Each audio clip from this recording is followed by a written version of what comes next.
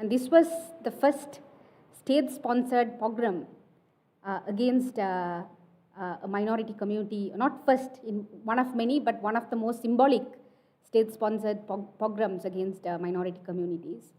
And the 1983 riots opened a very dark chapter in the Sri Lankan history, whether it be the civil war or whether it be ethnic relations in Sri Lanka. And we remember these victims today to say, never again, this should not be repeated ever in the history of Sri Lanka, but also to consciously address the issue of racism, which still exists very much in the social fabric of Sri Lanka. I would like to start this program by calling the President of the Bar Association, Mr. Rajiv Amarsurya, to give some opening remarks as to start off the program today. Thank you.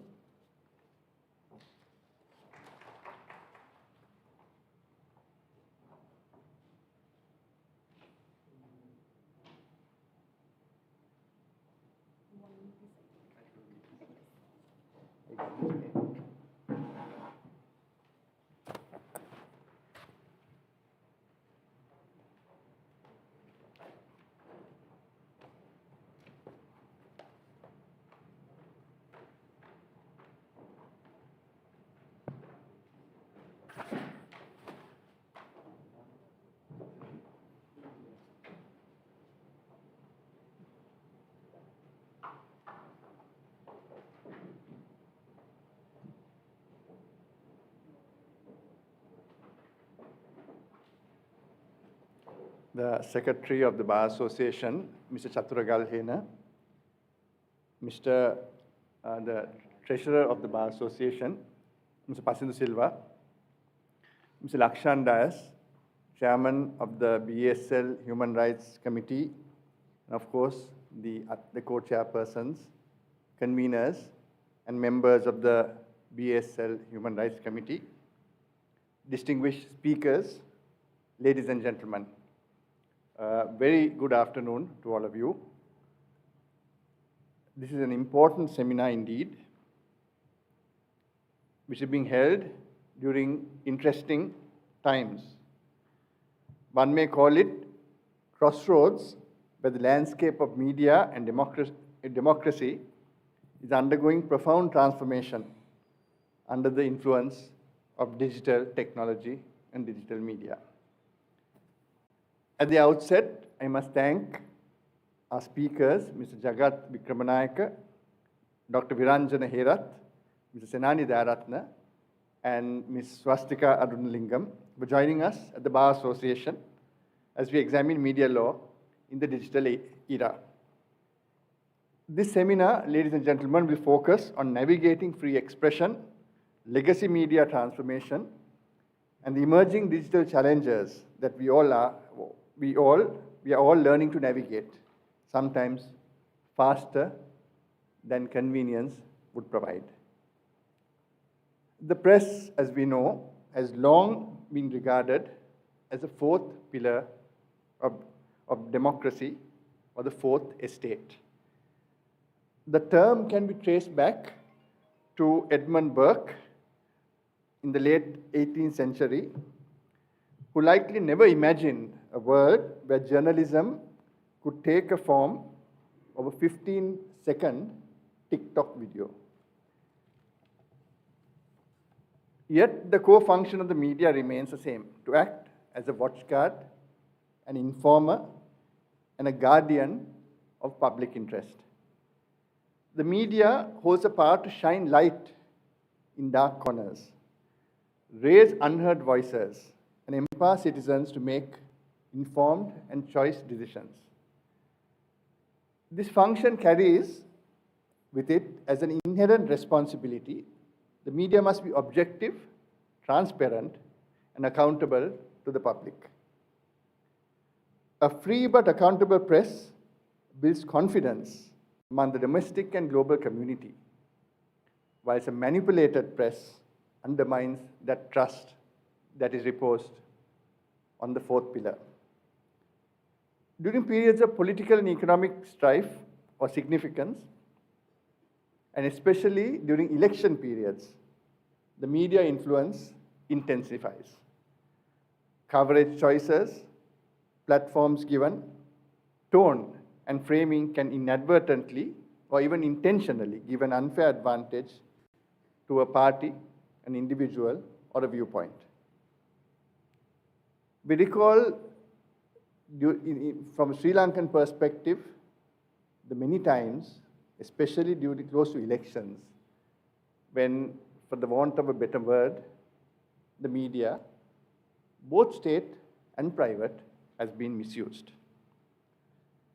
So while media freedom is essential, the media must recognize that the privilege that comes with this freedom can be abused. And this is why the media must exercise restraint, fairness, and balance unconditionally at all times. Sri Lanka has already an established regulatory framework for state media. The Sri Lanka Press Council Act allows for inquiries into published material, including corrective actions when warranted.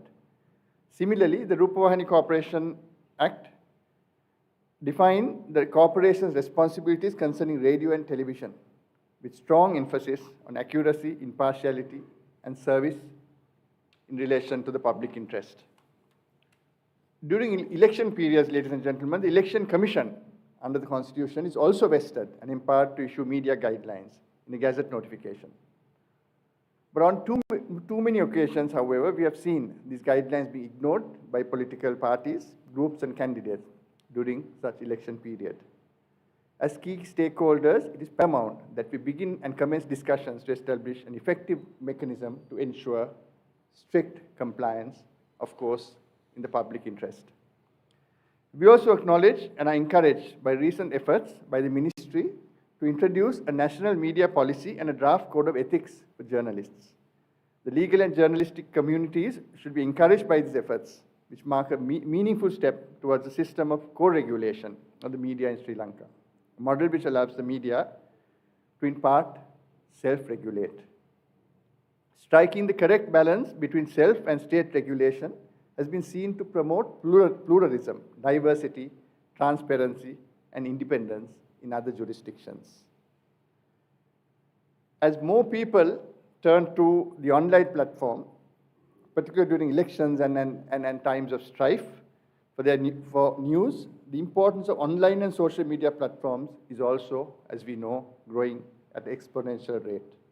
The advent of this technology is something we cannot fight.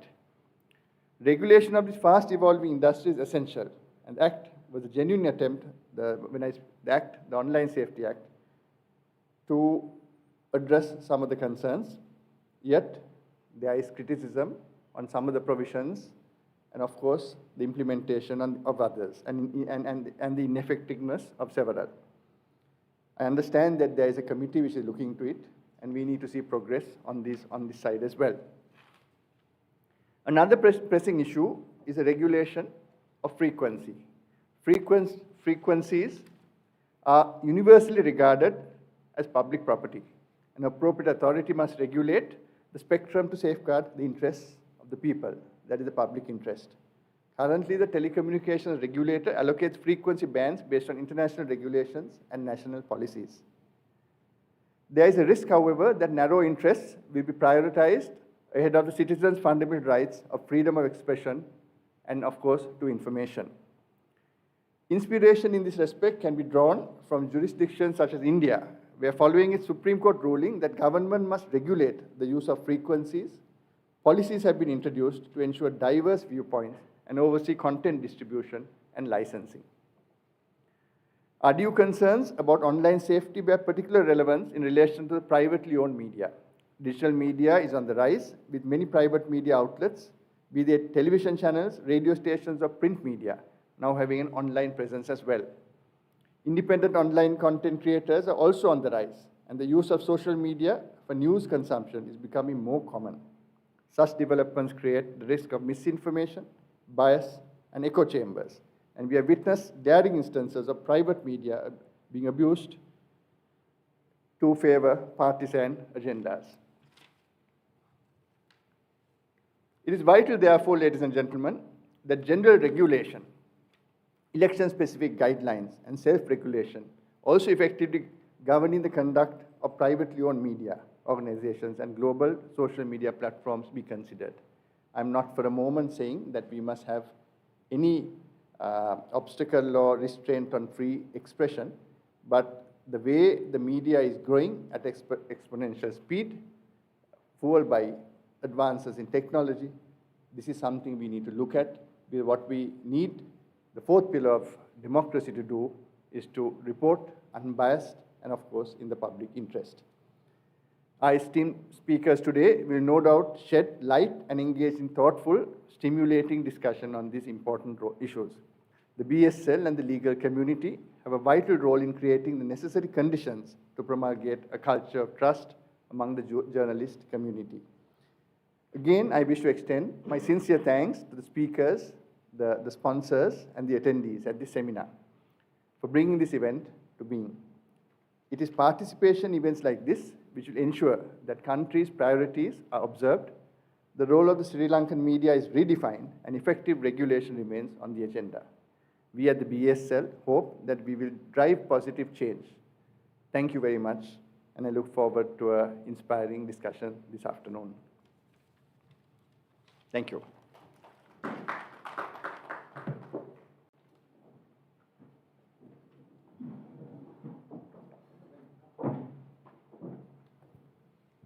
Thank you, Mr. Rajiv Amarasuriya, for speaking about very important issues when it comes to media and media regulations, particularly the tensions which exist between principles such as what we expect from the media, objectivity, transparency, accountability, and then the whole question of regulation. The debate which goes on between should the media be allowed to self-regulate versus how much the state should engage in regulation. And of course, the growing aspects in media culture and media law, particularly when it comes to social media and how that should be regulated through law, and whether we have adequate laws in Sri Lanka to regulate the abuses and the biases which comes along with such new avenues. I would like to start off the panel discussion by introducing our panelists.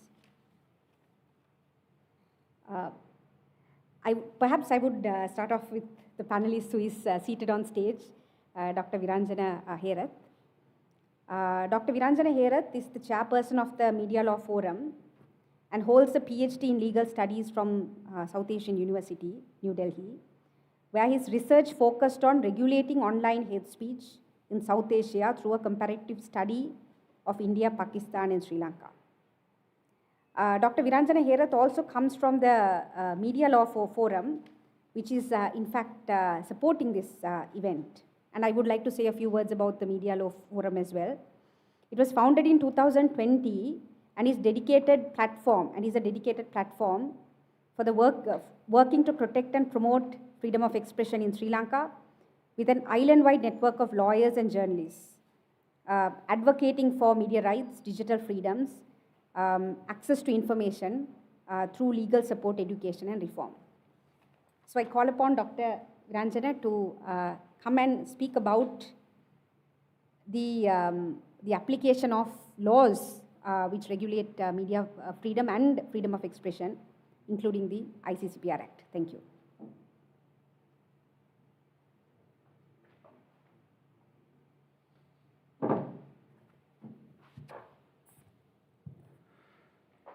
Thank you, Swastika. I go with my PPTs. Yeah. Okay.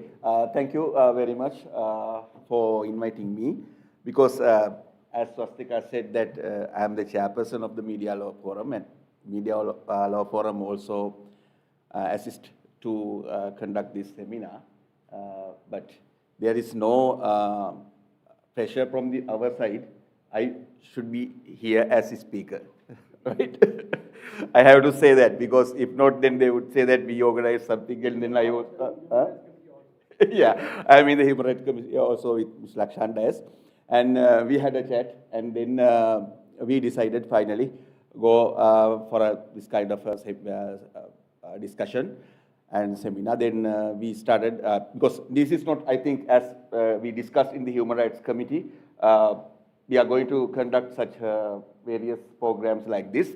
Then we also have an opportunity to do that. Then we decided to do that. That's why I am here, not because of the chairperson of the Media Law Forum. Right? Thank you. So,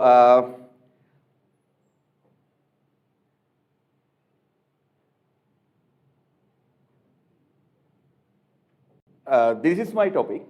Generally, I'm going to speak freedom of expression and media law. So, as I have been advised, I have to conduct this lecture, this session, both Sinhala and English. So I'm going to use both languages to further better understanding of the participants. I think it is okay with all of you, right? I've used my PPTs, and then I also use some Sinhala explanations regarding this, because it would be a good approach to the go for the audience, because we have been invited some journalists, some students also here. So, media law, it is a kind of a new things to us, to media practitioners. I mean that media people, we know that what is the media law, media, but in the lawyers community, what I have been observed, in Sri Lanka, media law is a different subject. It's not familiar. That is the real terminology. That is not familiar. We are not practicing too much. And is there a subject like that, media law? Even the universities and the academia in Sri Lanka, they haven't touched media law thoroughly till the date. I think I am correct. For any university in Sri Lanka has conducted a separate courses as media law or international media law. They just, some journalism students, they studied media law as a subject. But in legal scenario, there is no subject called media law in the legal LLB level or foreign degrees, even the Sri Lankan degrees, I think. Any idea about?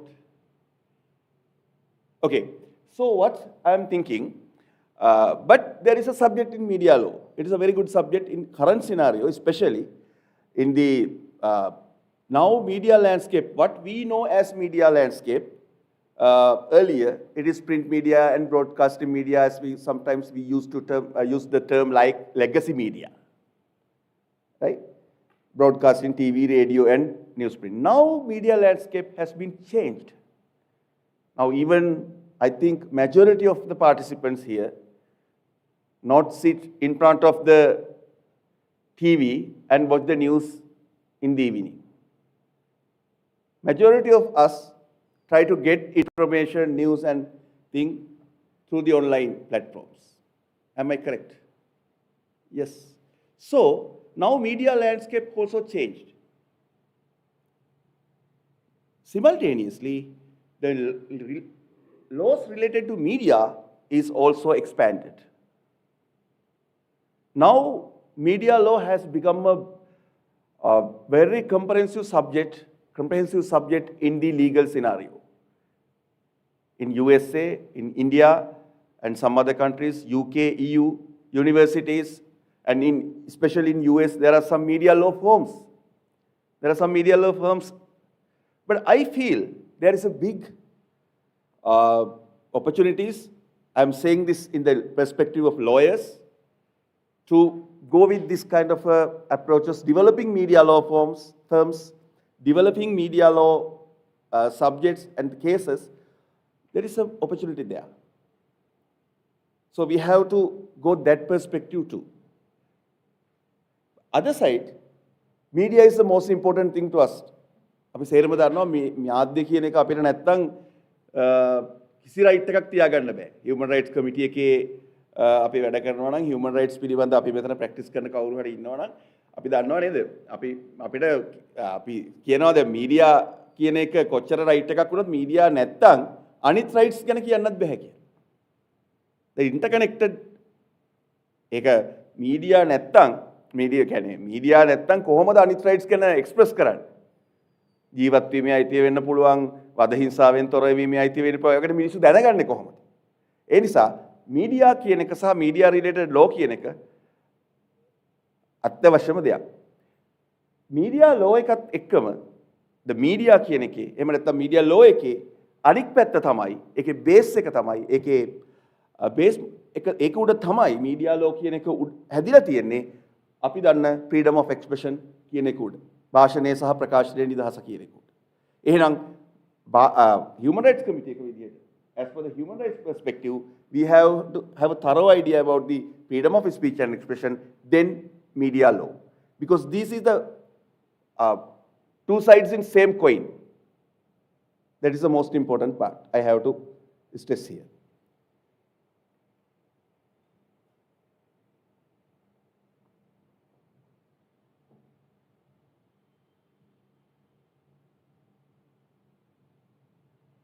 Media law කිව්වහම right media law කිව්වහම media ලෝ එක ඇතුළෙත් එක එක ඇස්පෙක්ට්ස් තියෙනවා. දැන් අපි criminal ලෝ ගත්තාම දැන් අද අපි දන්නවා ක්‍රිමිනල් ලෝ එක ඇතුළෙත් එක එක කොටස් අපිට දකින්න පුළුවන්. right ක්‍රයිම් පැත්ත වෙන්න පුළුවන්. ඒ වගේ මීඩියා ලෝ එක ඇතුළෙත් අපිට එක එක සෙක්ෂන්ස් වලට යන්න පුළුවන්. එක එක කොටස් වලට යන්න පුළුවන්. ඒකේ ප්‍රධානම එක තමයි ෆන්ඩමෙන්ටල් රයිට්ස් කියන පැත්ත. මූලික අයිතිවාසිකම්.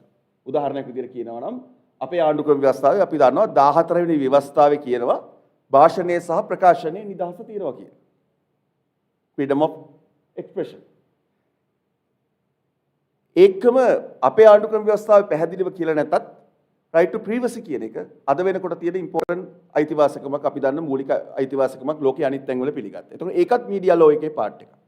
ඊළඟට right to information අපේ ආණ්ඩුක්‍රම ව්‍යවස්ථාවේ 14 2015 ආපු සංශෝධනයත් එක්ක අයිතිවාසිකමක් විදිහට ෆන්ඩමෙන්ටල් රයිට් එකක් විදිහට පිළි අරගෙන තියෙනවා right to information කියන එක. එතකොට මීඩියා ලෝ එකේ තියෙන key areas මීඩියා ලෝ key areas අපි කන්සිඩර් කරලා කතා කරොත් ඒකේ ප්‍රධානම එක තමයි අපි ඉස්සෙල්ලාම කතා කරන්න ඕන the basic component. The most important component is the fundamental rights aspects of the media law. Media law එකට අදාළ මීඩියා වලට අදාළ සේරම දේවල් ෆන්ඩමෙන්ටල් රයිට්ස් වල තියෙන පාර්ට්ස් එහෙම නැත්නම් හියුමන් රයිට්ස් වල තියෙන පාර්ට්ස් මීඩියා වල තියෙන බේසික් කොම්පොනන්ට් එක. ඊළඟට අපි එනකොට අපි මම දැක්ක රජීව් එක මෙන්ෂන් කරා රෙගියුලේටරි ලෝස් තියෙනවා. ලංකාවේ මීඩියා එක ඇතුළේ regulations වලට කියන්නේ මීඩියා රෙගියුලේට් කරන්න the laws which have been introduced to regulate media. There are so many laws, not so many, around 3-4 laws, specific acts are there for this purpose, right? The one is, for an example, Sri Lankan Telecommunication Regulatory Act. විදුලි සංදේශ නියාමන කමිෂන පනත කියන එක. ඒකෙන් තමයි ඔය frequency දෙන එක ඒව නියාමනය කරන්නේ. ඊළඟට අපි ගත්තොත් ඔන්ලයින් සේෆ්ටි ඇක්ට් එකත් ඔන්ලයින් ස්පේස් එක රෙගියුලේට් කරන්න කියලා. ඊළඟට ප්‍රෙස් කවුන්සිල් ඇක්ට් එක. පුවත්පත් මණ්ඩල පනත. ඉතින් මේ වගේ ලෝයර්ස්ලගේ පැත්තෙන් ගත්තොත් ඔපචුනිටිස් තියෙනවා. අනිත් පැත්තෙන් ගත්තාම හියුමන් රයිට්ස් පැත්තෙන් ගත්තාමත් ගොඩක් කතන්දර මේකට දාලා තියෙනවා.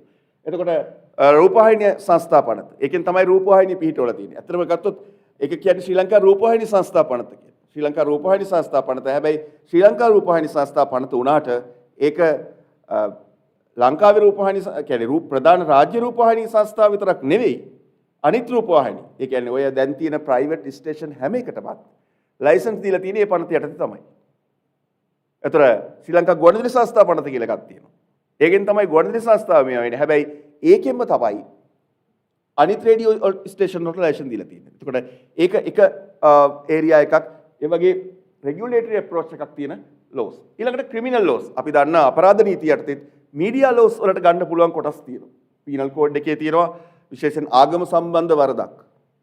අපි දන්නවා පීනල් කෝඩ් එකේ තියෙනවා ආගම සම්බන්ධ වැරදි ප්‍රචාරය කෙරුවොත් ඒක වැරද්දක් විදිහට සිරදනුවම් දෙන්න පුළුවන් කියලා සෙක්ෂන්ස් තියෙනවා. එතකොට ඒවා යන්නේත් ඒවා ක්‍රිමිනල් ලෝස් වල තියෙන ඒවත් මීඩියා රිලේටඩ් ලෝ. මොකද අපි ආගම සම්බන්ධයෙන් වැරදි ප්‍රචාරය කරන්න මාධ්‍ය යොදාගත්තොත් ඒක ක්‍රිමිනල් ලෝ එකක් වෙනවා. ඒකේ අනිත් පැත්තෙන් ගත්තාම මීඩියා රෝල් වලට රිලේටඩ්. අනිත් පැත්තෙන් ගත්තාම ඔබ්සින් පබ්ලිකේෂන් ඇක්ට් අසභ්‍ය ප්‍රකාශන ආඥාපන. ඔබ්සින් පබ්ලිකේෂන් ඇක්ට් එක ඒකේ අසභ්‍ය ප්‍රකාශනයක් කියන්නේ මොකද්ද නැද්ද කොහෙද ඒව ගැන ගොඩක් ප්‍රශ්න තියෙනවා. but overall ගත්තාම ඕනම ප්‍රකාශනයකින් එකත් මීඩියා වෙන්න පුළුවන්. ඕනම මීඩියා එකකින් අසභ්‍ය ප්‍රකාශනයක් කරනවා නම් මේකේ ප්‍රතිපාදන මේකේ තියෙන ප්‍රොවිෂන්ස් අපිට අදාළ කරගන්න පුළුවන්. ඊළඟට කම්පියුටර් ක්‍රයිම්ස් ඇක්ට් එක. පරිගණක අපරාධ පනත. ඒකේ තියෙන සෙක්ෂන් උත් අපිට පාවිච්චි කරන්න පුළුවන් මීඩියා රිලේටඩ් ලෝ එක කොටසක් විදිහට. ඊළඟ නැෂනල් සිකියුරිටි ලෝස්. අපි දන්නවා ත්‍රස්තවාදයේ වැළැක්වීමේ පනත, මහජන ආරක්ෂක පනත, ඒ වගේ නැෂනල් සිකියුරිටි ලෝස් කියන කැටගරි එකේ අපි දාන ලෝස් උත් මීඩියා වලට රිලේටඩ්. ඒවත් මීඩියා ලෝස් කොටේ කතා කරනවා. දැන් උදාහරණයක් හැටියට කියනවා නම් මීට ටික කාලයකට ඉස්සෙල්ලා අපි දන්නවා පුද්ගලයෝ ගණනාවක් මේ පහුගිය මෑත කාලෙත් ත්‍රස්තවාදයේ වැළැක්වීමේ පනත යටතේ අත්අඩංගුවට අරගෙන රඳවගෙන ඉන්නවා. දියෝ ගහලා තියාගෙන ඉන්නවා. මොකද්ද ඒගොල්ලන්ගේ වරද? සමහරට ප්‍රභාකරන්ගේ පින්තූරයක් දාපු. දැන් මම දන්නවා මඩ කලපුවේ ඉන්නවා එක ජර්නලිස්ට් කෙනෙක් එයා මම නම කියන්නේ නැහැ. ඒ ජර්නලිස්ට් දැන් ටික කාලයකට ඉස්සෙල්ලා මාස 10ක් අවුරුද්දකට විතර කාලයක් එයාව රැඳවුම් නියෝග මත තියාගෙන හිටියා. ඒකට හේතුව ත්‍රස්තවාදයේ වැළැක්වීමේ පනත යටතේ අපි දන්නවා නිකන් සරලව කතා කරොත් LTT එක තහනම් සංවිධානයක්. ඒතර එයාගේ පෝස්ට් එකේ අර ප්‍රභාකරන්ගේ ෆොටෝ එකක් දාලා මොකක් හරි දැම්මා කියන එක.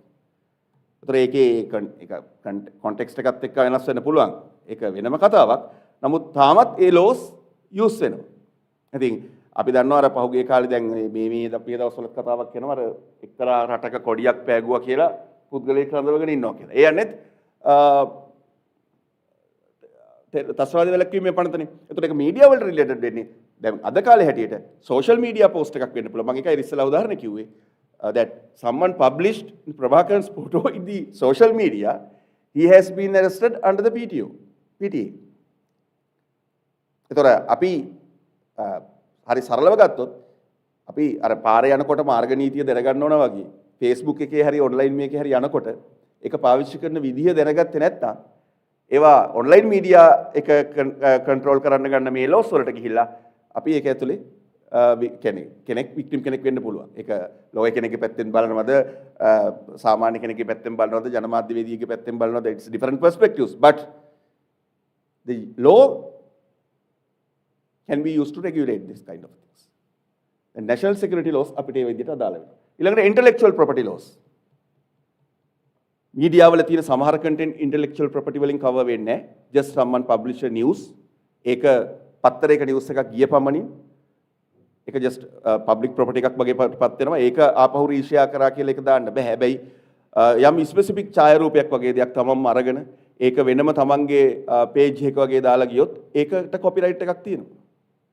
ඒතොර ඒ වගේ එකක් ආවොත් legal approach එකකින් හිතන කෙනෙකුට ඒක වෙන පැත්තේ අනිත් පැත්තෙන් අපි සාමාන්‍ය කෙනෙක් විදිහට ඒක වැඩ හිතනවා නම් intellectual property එක බුද්ධිමය දේපලක් විදිහට ඒක කොහොමද අදාළ කරගන්න කියන එකත් media laws යටතේ කතා කරන්න පුළුවන්. ඊළඟට defamation laws අපි දන්නවා සිවිල් අපහාස නීතිය. දැන් සමහරලාට ඉස්සර මිනිස්සුන්ගේ මතයක් තිබ්බා online platform වල එහෙම නැත්නම් Facebook එකේ ඕන දෙයක් දාන්න පුළුවන්. I can publish anything. I will post this one in the Facebook. එහෙමනේ සාමාන්‍යයෙන් කිව්වේ. but ඒක එහෙම නෙමෙයි. අපි දන්නවා ලංකාවේ Facebook එකේ post දාලා against some president council also someone published in even a lawyer I think as I remember published something Facebook in and after that he apologized. right එහෙම වෙලා තියෙනවා. ඒ කියන්නේ Facebook එකේ දානේවත් කෙනා හොයාගන්න පුළුවන් නම් කෙනා ලංකාවේ ඉන්නවනම් සිවිල් ඩෙෆමේෂන් කේස් එකක් ෆයිල් කරන එක අමාරු දෙයක් නෙවෙයි. ඒකට දැන් ටෙක්ස්ට් කේසස් ඕන තරම් සිවිල් කෝර්ට්ස් වල තියෙනවා. right? ඒ නිසා ඒක අදාළයි. ඒ නිසා මේ Facebook එක හරි ඔන්ලයින් ප්ලැට්ෆෝම් හරි කියන්නේ ලංකාවේ නීතියෙන් එළියෙම තියෙන දෙයක් කියලා කියන්න එපා. ඇයි ඒක නොරියන්නේ කියලා මම කියන්නම් පස්සේ. නමුත් ඒක අදාළයි. right? ඊළඟට election laws as Rajiv earlier mentioned election times වල අපි දන්නවා ලංකාවේ election laws 4ක් තියෙනවා. අපි ගත්තොත් මහමැතිවරණ පනත, ජනාධිපතිවරණ, පළාත් සභා මැතිවරණ පනත සහ පළාත් පාලන මැතිවරණ පනත මේ හතරෙම තියෙනවා. කොහොමද මැතිවරණ කාලෙකද during the election times how you are going to publish news and if you are going to publish fake news against the candidate. බොරු ප්‍රවෘත්තියක් දැම්මොත් candidate කෙනෙක් ගැන ඒක වැරදි එකක් කියලා තියෙනවා. පළාත් පාලන පනතට එනකොට ඒක ඕනම මාධ්‍යයකට පුරුදු වෙලා තියෙනවා. අර පරණ ලෝස් හින්දා සමහර සංශෝධනය වෙලා නැති හින්දා මට මතක විදිහට මහමැතිවරණ පනතේ වගේ කියන්නේ ප්‍රමුද්‍රිත මාධ්‍යයට අදාළව විතරයි but අනිත් ඒ වගේ අනිත් ලෝස් ගැනත් කියනවා. මේ අනිත් මාධ්‍ය ගැනත් කියන.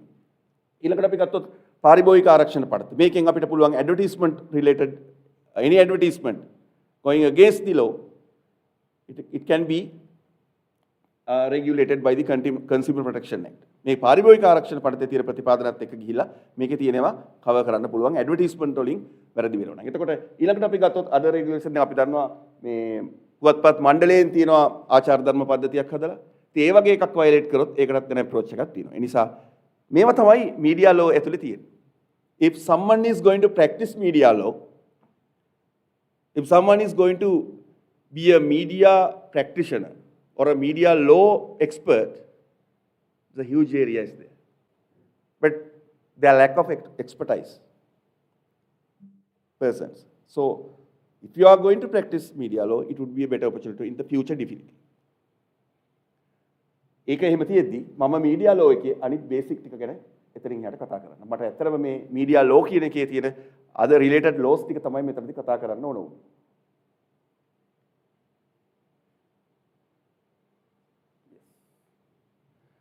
මම පටන් ගන්නම් ඉන්ටර්නැෂනල් ලෝ එකෙන්.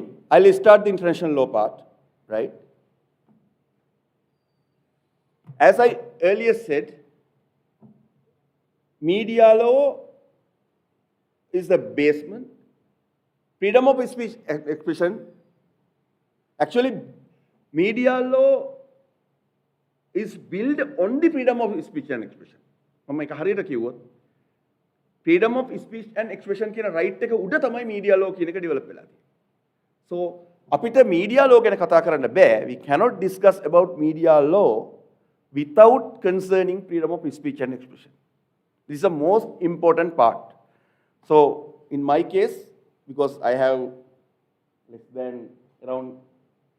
1 hour, so in this time, I'm going to discuss only this area, freedom of speech and expression, how freedom of speech and expression expanded to develop the media, to develop the medias. ඒ කියන්නේ මාධ්‍ය කියන වලට අදාළව මේ free expression right එක කොහොමද develop වෙලා තියෙන්නේ? දැන් උදාහරණයක් මම කියනවා නම් අපි දන්නවා ලංකාවේ ආණ්ඩුක්‍රම ව්‍යවස්ථාවේ ආටිකල් 14 එකේ තියෙන එක කේස් එකක් තමයි අපි මොනවද දන්න ජනഘോഷා නඩුව. අමරතුංග versus සිරිමල් නේද? ඒකේ කියන ප්‍රධාන කාරණයක් තමයි ඒකේ කියන්නේ අර භාෂණය සහ ප්‍රකාශනයට අතුලත් උද්ඝෝෂණයක් කරන වෙලාවට බෙරයක් ගහලා විරෝධය පළ කරපු එක. ඒකට කී කේස් එකක් විදිහට නේද? ඒතර ඒක ඇවිල්ලා freedom of speech and expression කියන එකට අර ප්‍රොටෙස්ට් කරන එකත් ඇතුළත් කියන එක කියන්නේ මම ඒ දුරට මම යන්නේ නැහැ. ඒකයි මම කියන්නේ. මොකද එහෙම ගියොත් මට මේක නැරෝ ඩවුන් කරගන්න බෑ මීඩියා ඇතුලේ. ඒ නිසා මම මීඩියා වලට අදාළව පාර්ට්ස් ටිකක් විතරක් කතා කරන්නම් කේස් ලෝ එක්සැම්පල් උත් එක්ක. මම හිතනවා මේ කේස් ලෝ වලින් law ඉගෙන ගන්න එක තමයි my view and some of my teachers but I got from them case law වලින් law study කරන එක තමයි හොඳම approach එක මම දන්න විදිහට. මෙතන ඉන්න crowd එකත් අපි දන්නවා legal experts ලා ඉන්නත් පුළුවන්. ඒ වගේම සාමාන්‍ය අපේ මාධ්‍යවේදීන් ඉන්න පුළුවන්. ඒ වගේම නීති ශිෂ්‍යයෝ ඉන්නත් පුළුවන්. So මම මේ freedom of expression media වලට අදාළව කොහොමද develop වෙලා කියලා තියෙනවා. මොකද මේ case laws ඕගොල්ලන්ට ඊට පස්සේ පාවිච්චි කරන්න පුළුවන් ඕගොල්ලන්ගේ වැඩවලදී. අපි දන්නවා ඉන්ටර්නැෂනල් ලෝ එක ඇතුලේ UDHR එක එක්සත් ජාතීන්ගේ universal declaration of human rights මානව අයිතිවාසිකම් සම්බන්ධ විශ්ව ප්‍රකාශනයේ ආටිකල් 19 එකේ කියනවා everyone has the right to freedom of opinion and expression. This right includes freedom of hold opinions without interference to seek, receive and impart information and ideas through any media or regardless of frontiers. අපිට පේනවා මේක ඇතුළෙම එක්සත් ජාතීන්ගේ විශ්ව ප්‍රකාශනය ඇතුළෙම තියෙන කෑල්ල කියනවා ඕනෑම මාධ්‍යයකින් තොරතුරු දැන ගැනීමට අයිතිය අදහස් ප්‍රකාශ කරන්න තියෙන අයිතිය මේකට යනවා. ඒක UDHR එක අපි දන්නවා බයින්ඩින් ඔතොරිටි එකක් නෙවෙයි. ඉන්ටර්නැෂනල් ලෝ එක ඇතුලේ UDHR එක හොඳ ලස්සන ලියවිල්ලක් බට් ඒකට රටවල් බැඳෙන්නේ නැහැ ඉන්ටර්නැෂනල් ලෝ එක ඇතුලේ. ඒකේ බැඳෙන බයින්ඩින් ඩොකියුමන්ට් එක තමයි ICCPR එක. International Covenant on Civil and Political Rights. ඒකේ පැහැදිලිව කියනවා ආටිකල් 19 එකේ freedom to seek a same එක කියලා import information and ideas of all kinds regardless of frontiers either or orally in writing or print in the freedom from act through any other media of this choice. මම මේක සම්පූර්ණයෙන් කියවන්නේ නැහැ. ඒකෙත් අර අදහසමයි තොරතුරු ගන්න බෙදන්න තියෙන අයිතිය මේක ඇතුළට කොටසක් වෙනවා කියලා මේ freedom of expression කියන්නේ. හැබැයි ඒ ආටිකල් එක 19 තුනේම කියනවා there's a restriction part also there. In Article 19.3 of the ICCPR outlines the grounds of permissible restrictions on freedom of expression. Respect for the rights and reputations of the others, national security, public order, public health, public morals. මෙන්න මෙතන තමයි controversial ටික තියෙන්නේ. අර ICCPR එකේම ආටිකල් අනිත් පැත්තෙන් කියනවා හැබැයි මේක restrict කරන්න පුළුවන් කියලා. ඒතර අපි දන්න දේ freedom of speech and expression කියන්නේ media law වල තියෙන main part එක ඒක කොච්චර මේක ඕන කියලා කිව්වත් හැබැයි අනිත් පැත්තෙන් එකට permission එකක් දීලා තියෙනවා international law එක ඇතුළෙම restrict කරන්න පුළුවන් කියලා. ඒ restriction approach එක හැබැයි හැමතිස්සෙම කියනවා grounds for permissible restrictions on freedom of expression. අවසර තියෙනවා විතරයි. Respect to rights and reputation of others. අද කාලේ මීඩියා වලට තියෙන ප්‍රධානම විවේචනේ. ඒගොල්ලෝ දානවා ඒගොල්ලන්ට ඕන දේවල්. හැබැයි අනිත් අයගේ rights වලට reputation ගරුත්වය කරන්නේ නැහැ කියලා. ඇත්තනේ අපි දන්නවනේ. එහෙම ඒවා වෙනවනේ. ඒ නිසා ඒ පාර්ට් එක ගැන කිය. ඒව ඇත්තටම ඒකට restrict කරන්න එපා කියලා කොහෙවත් කියලා නැහැ. කියන්නේ අර සාමාන්‍යයෙන් සිංහල කතාවක් තියෙනවා මාධ්‍ය නිදහස කියන්නේ වල්බూరు නිදහසක් නෙවෙයි. It's a limitations. ඒතර මේ grounds උඩ කරන්න පුළුවන් කියලා international law එකේ තියෙනවා. ඊළඟට අපි regional level එකට ගියොත් European Convention on Human Rights ඒකේ පැහැදිලිව කියනවා ආටිකල් 10 freedom of expression including press freedom restriction only if prescribed by law and necessary to democratic society. ආටිකල් 10 කියන්නේ යුරෝපා සංගමයේ European Convention එකේ කියලා කියන්නේත් මානව හිමිකම් නීතියේ අදහස් ප්‍රකාශ කිරීමේ අයිතිය දෙන්න හැබැයි law එකකින් ඒක restrict කරන්න පුළුවන් කියලා. right? ඊළඟට American Convention on Human Rights එකට ගියොත් ඒකේ ආටිකල් 13 කියනවා මාධ්‍යවලට පූර්ව වාරණ දාන්න එපා prohibits indirect restrictions on news print requisite දාන්න එපා ඒ නිදහස දෙන්න කියන්නේ. African chart එක ගියත් article 9 ඒකෙත් කියනවා right to receive information and express opinion within the law. ඊළඟට Arab charter එකේ ගත්තත් Asian human rights declaration එකේ ගත්තත් ඒ වගේ provisions තියෙනවා right to protect කරනවා regional human rights mechanism වල. ඒ කියන්නේ කලාපීය මානව හිමිකම් යාන්ත්‍රණ වලත් freedom of press ගැන freedom of expression ගැන ඒ විදිහට ගිහිල්ලා තියෙනවා. හැබැයි ඒකේ මට කියන්න ඕන විශේෂ දේ තමයි දැන් ඔය European Convention එකේ මොකක් ICCPR එකේ මොකක් හරි ඉස්සරහ තිබුණොත් අපිට පුළුවන් ICCPR committee එකට යන්න. committee එකට ගිහිල්ලා family lock කරන්න මම හිතලා මෙතන legal practice කරන අය දන්නවා. ඒ කියන්නේ අපිට දේශීය ප්‍රතිකර්ම ටික ඉවර වුණාම Supreme Court එකටත් ගිහිල්ලා මොනවා හරි අපේ Article 14 කඩ වුණාම අපිට ඒකට මේකක් ගන්න බැයි නම් අපිට යන්න පුළුවන් ඕන නම් ICCPR committee එකට ගිහිල්ලා අපිට කරන්න පුළුවන්. හැබැයි ඒක binding judgment එකක් නෙමෙයි. නමුත් ඒක අපිට බලපානවා. අපේ දාන රටේ තියෙනවා නේද? අපි දන්න නල්ල රත්නම් සිංහරාසා කේස් එක පිළිගන්නේ නැහැ කියලා කිව්වා. පිළිගන්නේ නැති වුණාට we have been experienced worst scenarios because several international platforms when the people know about that nalla ratnam singarasa case because of the rejection of the approach made by the Supreme Court by that time. ඒ වෙලාවේ Supreme Court එක ඒක පිළිගන්නේ නැහැ. අපි අන්තර්ජාතික නීතිය මොන හරි කිව්වත් කිව්වම මේක අර අපි ඉන්ටර්නැෂනල් ලෝ ගැන ප්ලැට්ෆෝම් වල කතා කරද්දී අපිට ලංකාවේ මම හිතන්නේ මේ කමන්නේ නැහැ මෙතන ලෝ ස්ටුඩන්ට් ලයිමත් ඉන්න හින්දා කිව්වට සාමාන්‍යයෙන් ජස්ටිස් වීරමන්ත්‍රී ගැන හරි එතකොට ඔය නල රත්නම් සිංහ කියන හොඳ වගේම නරකත් අහන්න දිනවා අපිට නරක අහන්න වෙන හුඟක් වෙලාවක් තමයි නල රත්නම් සිංහරාස කේස් එක right ඉතින් ඒක මම කියන්නේ ඒකයි it's not a binding but ඒක බයින්ඩින් වෙලා ඒක පිළිපැද්දන වෙන එකක් එකකින් එන බෑඩ් නෙගටිව් ඉමේජ් එක මම හිතන්නේ අර බයින්ඩින් එකකටත් වඩා worst ඒකේ හින්දා අපිට පස්සේ GSP+ නැතුව ගියා there were so many issues raised later so ඒ නිසා එතෙන් යන්න පුළුවන් ඊළඟට ICCPR එකේ එහෙමයි ඊළඟට අපි ගත්තොත් European Convention එකේ American Convention එකේ African Charter එකේ මේ තුනේම ඒගොල්ලන්ගේ regional human rights courts හදලා තියෙනවා එතකොට ඒ රටේ ප්‍රශ්නයක් වුණත් ඒ charter එකට ඒගොල්ලන්ට ඒ human regional courts එකට යන්න පුළුවන් මම ඉස්සරහට explain කරන්නම් ටිකක් ඊට පස්සේ how many times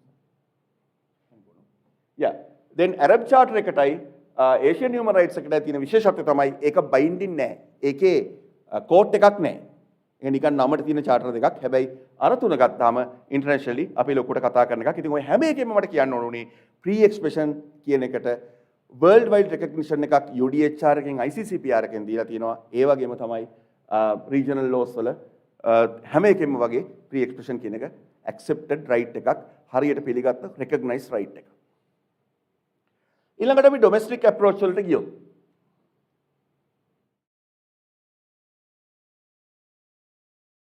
එක ඇමරිකානු ආණ්ඩුක්‍රම ව්‍යවස්ථාවේ තියෙන පළවෙනි සංශෝධනයේ තියෙන්නම press freedom දෙන්න කියලා. It's recognized press freedom. That is a press amendment. හිතන්න press amendment එක ඇමරිකානු constitution එකේ ඒකේ තියෙන එක පිළිගන්න කියලා.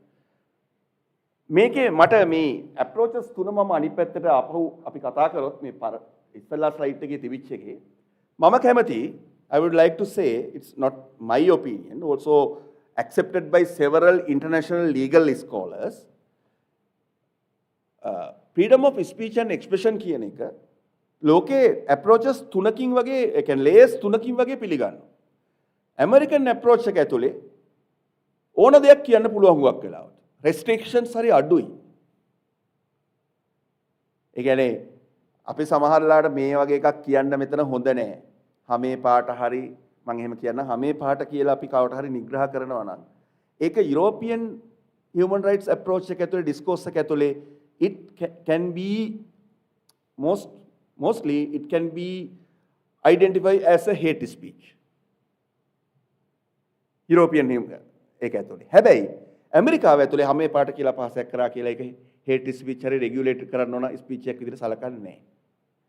ඒතර ඒක අනිත් පැත්තට ගත්තොත් American course මේක ඇතුලේ doctrine එක ඇතුලේ hate speech කියන්නේ free expression කියන එකේ ඒගොල්ලෝ ටිකක් ලොකු area එකක් තියෙනවා restrict කරන්න පුළුවන් තරම් අඩුවෙන්. හැබැයි ඒකේ නිසාම තමයි domestic approach එකේ මම මේ දාලම තියෙන්නේ strongest global protection minimal restrictions. American hate free expression discourse එක තියෙන්නේ ඔන්න ඔය වගේ angle එකක. අපි ගත්තොත් ජර්මනි වල ආටිකල් 5 වල තියෙනවා constitution එකේ press freedom expression general law limits. ඇමරිකාවත් එක්ක කම්පැරිටිව් ගත්තොත් ජර්මනිය වගේ රටක ඒගොල්ලෝ free expression වලට දෙන්නේ පොඩි limited පොඩක් restrict කරන්න බලනවා. මොකද අර යුදෙව් ප්‍රශ්න පරණ ඒ අත්දැකීම් දෙවන ලෝක යුද්ධෙත් එක්ක ආපුවා තාමත් තියෙන නිසා. ඉන්දියාව වලට ගත්තොත් ආටිකල් 9 ඒ වල කියන්නේ ඒකත් reasonable restriction වලින් තියෙනවා. විශේෂයෙන් ඉන්දියාවේ ඔය free expression restrict කරද්දී අපිටත් වඩා නැති විදිහට ඔය කුල ප්‍රශ්න වගේ දේවල් ඇදලා ගන්නකොට ඒගොල්ලෝ විශේෂයෙන් ඒව ගැන බලනවා. මොකද ඒක ඉන්දියාවේ තියෙන ප්‍රශ්නයක් නිසා. මම මේ overall මේකක් කියයිට මේවා concrete දේවල් නෙමෙයි වෙනස් වෙන්න පුළුවන්. නමුත් South Africa වලත් එහෙමයි include press exclude hate speech. මොකද අර minority community එකක් ඉන්නවා. ඒකේ දැන් minority කාලෙකට ඉස්සලා තිබිච්ච විදිහ දැන් වෙනස් වෙලා ඒකේ rights උත් වෙනස් වෙලා but ඒගොල්ලොත් hate speech ඉද්ද දෙන්නේ නැහැ. ටිකක් restriction aspect එකකින් තමයි යන්නේ. කැනඩාවේ කැනඩා charter කියන්නේ මම හිතන්නේ මේක දන්නවා ඒක උගක් අය කියන especially the press legalist students that අපි constitution එකත් එක්ක වෙනම document එකක් තියෙනවා කැනඩාවේ charter කියලා. ඒකේ තමයි human rights කැලේ තියෙන්නේ. ඒකේ එක section 2B එකේ reasonable limit දාන්න තියෙනවා. අපි දන්නවා ලංකාවට ආවොත් article 14 එකේ article 15 එකේ article 14 එකේ මේක right එක protect කරන්න කියනවා. article 15 එකේ limitations දාන්න කියනවා. මම මෙතන කතා කරන්නේ නැහැ. අපේ ආණ්ඩුක්‍රම ව්‍යවස්ථාවේ 14 න් අදහස් ප්‍රකාශ කිරීමේ අයිතිය පිළිගන්නකොට 15 වෙනි එකේ සීමා ගැන කතා කරනවා. දැන් අපි දන්නවා මේ තියෙන්නේ constitutional approach අර පරණ විදිහට අපි ගත්තොත් භාවිතාන්නේ නේද? UK වල constitution එකක් මෙහෙම කියලා නැහැ. non written එකක් තියෙන්නේ. හැබැයි UK වලත් ඒගොල්ලන්ගේ UK Human Rights Act එකේ 1998 වල ගෙන ආපු incorporate කරලා තියෙනවා අර article 10 European Human Rights Commission එකේ තිබිච්ච ඒ charter එකේ තියෙන article 10 free expression පිළිගන්න ඕන කියන එක ඒගොල්ලෝ ඒකෙත් accept කරලා තියෙනවා. එතකොට ඕක තමයි සාමාන්‍යයෙන් domestic approach එක. overall කියන්න තියෙන්නේ ලෝකේ අන්තර්ජාතික නතර. In the international law it has been highly accepted, highly recognized international law the right to free expression, but with the limitations. The regional laws as same, in domestic laws as same. There is a free expression, on the other side there are limitations. So if we are going to understanding about the free expression, then we have to concern about what are the limitations and also what are the how this right is expanded. The other side we have to think, we have to know about that. There are some different approaches. Less restrictions. They are always protecting free expression. They try to keep that restriction is very limited approach. But in Europe, they are trying to balance even the other countries. In some countries, I have to say that China and other some countries, they are more concerned about restrictions rather than giving the opportunity to express free thoughts. There are three approaches, but this is the nature of the free expression. So now I would like to move to the contemporary media landscape. We know traditional legacy media, print media, newspaper space, මෙතන ඉන්නවනම් media ගැන දන්න අය, නොදන්න අය, ලෝ media වල ආපු අය එහෙමත් එහෙමයි. එහෙම නැත්නම් ලෝයර්ස්ලා වුණත් මම කියන්නේ මේක දැනගන්න එක හොඳයි. මොකද අපිට කොහොමද අපි ඒරියාස් කන්සර්න් කරද්දී අද වෙනකොට print media කියන එකේ තියෙන ඩික්ලයින් එකක් මුළු ලෝකෙම. ඒ කියන්නේ ඒගොල්ලෝ ඉෂුස් වල ඉන්නවා newspaper space circulation decline. Circulation එක පල්ලෙහාට වැටෙන එක. ඒ වගේම ආදායම් නැති වෙලා හින්දා ලංකාවේ ඇත්තම ගත්තොත් මෙතන media වල ඉන්න අය කිව්වට කමක් නැහැ. Even the legal community has to know about that. They have not been paid so many months. ලංකාවේ ඉන්න ජර්නලිස්ට්ලා හුඟක් අයට පඩි හම්බෙන්නේ නැහැ දැන්. Seriously. මාස ගණන් පඩි හම්බෙන්නේ නැහැ. මට නම් කියන්න පුළුවන් ඕනම් පත්තරවල. The main English Sinhala newspapers, even I know one newspaper, they are receiving end of July, they are receiving May salary. Seriously. That is a real situation of the print media. Even some months half. The revenue loss because of the circulation issues. අපි සේරම පුරුදු වෙලා ඉන්නේ පත්තරේ මේකෙන් බලලා විසක් සල්ලි දීලා ගන්න නැහැ. Even just think about yourself. Earlier, we used to buy newspapers in Sunday morning and even daily basis. Now we are not buying. Am I correct? Very rarely we are buying. If I am in the newspaper, then we will buy. If not, then we are not buying. That's the reality. Right? So, ඒ හින්දා කි ලොකු loss එකක් තියෙනවා. ඒ නිසාම තමයි ඒකට ඇවිල්ලා තියෙන්නේ මීඩියා වල ගත්තොත් digital transformation. ඒක හොඳ පැත්තකුත් තියෙනවා. That like newspapers like Hindu, newspaper in India, then Washington Post, New York Times, what they are doing? They get the opportunity. They are not giving pre-subscriptions, just provide only 1, 2, 3 lines. And then if you want to go through the newspaper, then you have to buy the online version. ඒගොල්ලෝ ඒක online shift එකට මාරු වෙලා තියෙනවා. හැබැයි ඒක හොඳයි කාටකට ඒගොල්ලන්ට. Why? There is no cost for the printing. කඩදාසි වලට වියදම් කරන්න ඕනේ. Even I remember that if we want to read Hindu newspaper for 20 years back. අපිට ඉන්දියාවේ Hindu newspaper එක අවුරුදු 20කට ඉස්සෙල්ලා බලන්න ඕන නම් අපිට කියවන්න ඕන නම් අර මට මතකයි maybe there is a they are the agents. ඒගොල්ලෝ ගේනවා පත්තරේ උදේ 10 වෙනකොට මම හිතන්නේ චෙන්නයි එන එක ගෙවිලා කොහොමද 10 11 විතර වෙනකොට ඒගොල්ලන්ට ඩේලි පත්තරේ එනවා හේක. ඒක තමයි අපිට එදා දවසේ ගන්න පුළුවන් එක. ඊළඟ ඇමරිකන් සෙන්ටර් එකට ගියොත් අපිට නිවුස් පේපර් එක බලන්න පුළුවන් වොෂින්ටන් පෝස්ට් වගේ ඒ දවස් දෙකක් විතර පහුවෙච්ච එකක් එන්නේ. හැබැයි අද එහෙම නැහැ. You can read Washington Post, even the Hindu, as same Americans and Indians. නේද? ඒ වෙලාවටම අපිට ඔන්ලයින් එක සබ්ස්ක්‍රයිබ් කරලා බලන්න පුළුවන්. ඉතින් ඒක වෙනම එකක්, but මේ ට්‍රාන්ස්ෆෝමේෂන් එක අපි තේරුම් ගන්න ඕනේ. ඊළඟට බ්‍රෝඩ්කාස්ට් මීඩියා වලට આવොත් TV, radio, same issue.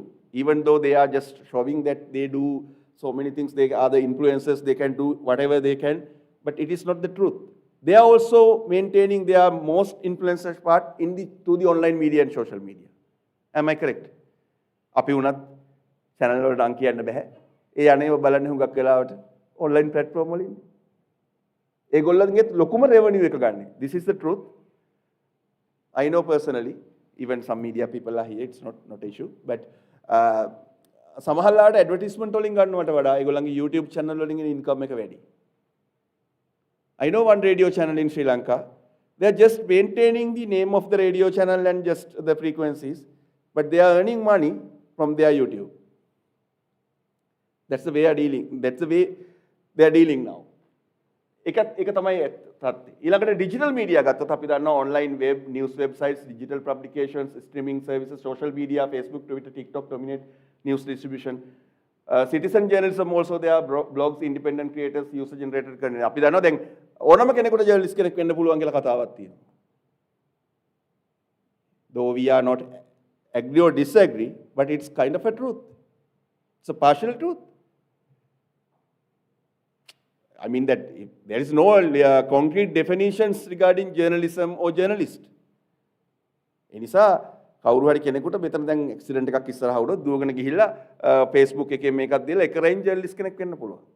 එක රයින් YouTube එකක් හදාගෙන මෙයා වෙන්න පුළුවන්. මම දන්නවා එහෙම එක අපි දන්න කෙනෙක්ගේ YouTube channel එකක් 1 lakh විතර වගේ subscribers ගත්තා. ඒක issue එකක් වෙලා එයා අර it's one example I'm giving that එකක් ඊළඟට තව එක්කෙනෙක් ලොකු entertainment YouTube channel එකක් හදාගත්තා. අර කාගේද බර්ත්ඩේ පාටියක් තියෙනවා මම කියන්නේ නැහැ. thematic birthday පාටියක් visual එයාට හම්බුණා එක විදිහකට. ඒක දාපු දවස් ඉඳලා එයා ලොකු income එකක් හදාගෙන YouTube එකක් වුණා.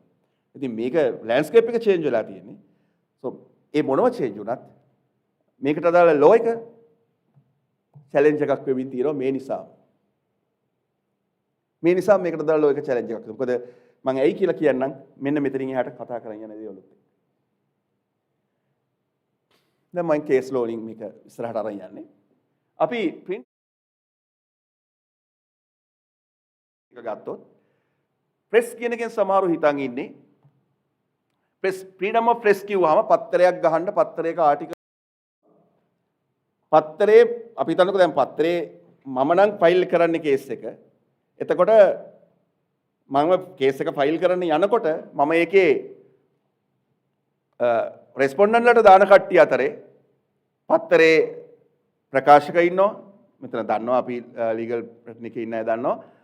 ප්‍රකාශක දානවා, කතෘ දානවා, ලියපු කෙනා දානවා, අයිතිකාරයා දානවා, ප්‍රෙස් එක දානවා.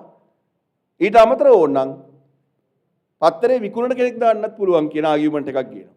හිතන්න කෝච්චියේ උදේට පත්තරේ විකුණන කෙනා කාට හරි අර මට විරුද්ධව තියෙන එක කෑ ගහලා කිය යනවා නම් ඕනනම් මට පුළුවන් රෙකෝඩ් කරලා එයාවත් ඕනනම් මේකේ රෙස්පොන්ඩන්ට් කෙනෙක් කරන්න කියලා ආගියුමන්ට් එකක් ගේනවා.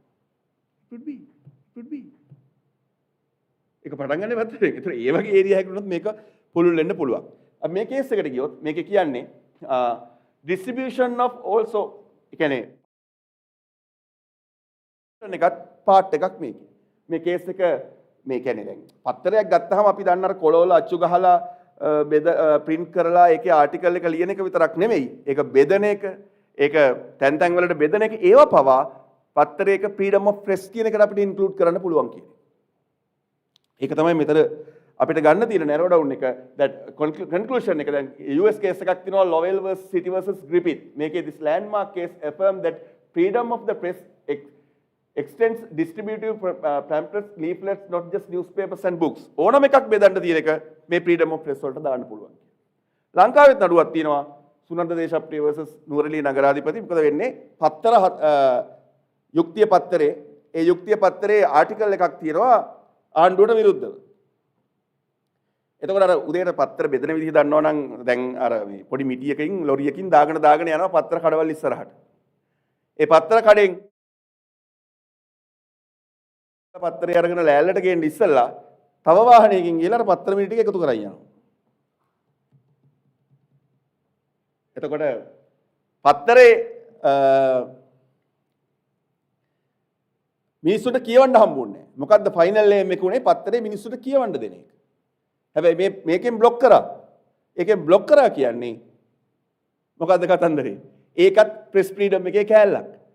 එතකොට අර පත්තර මිටි එකතු කරුවා අර යුක්තිය පත්‍රය බෙදන්න දෙන්නේ නැතුව ඒ එකතු කරපු එක ගත්තේ freedom of expression violation එකක් විදිහට. මේ කේස් එක හොඳ කේස් එකක්. ලංකාවේ landmark judgment එකක්. ඒක බලන්න පුළුවන්.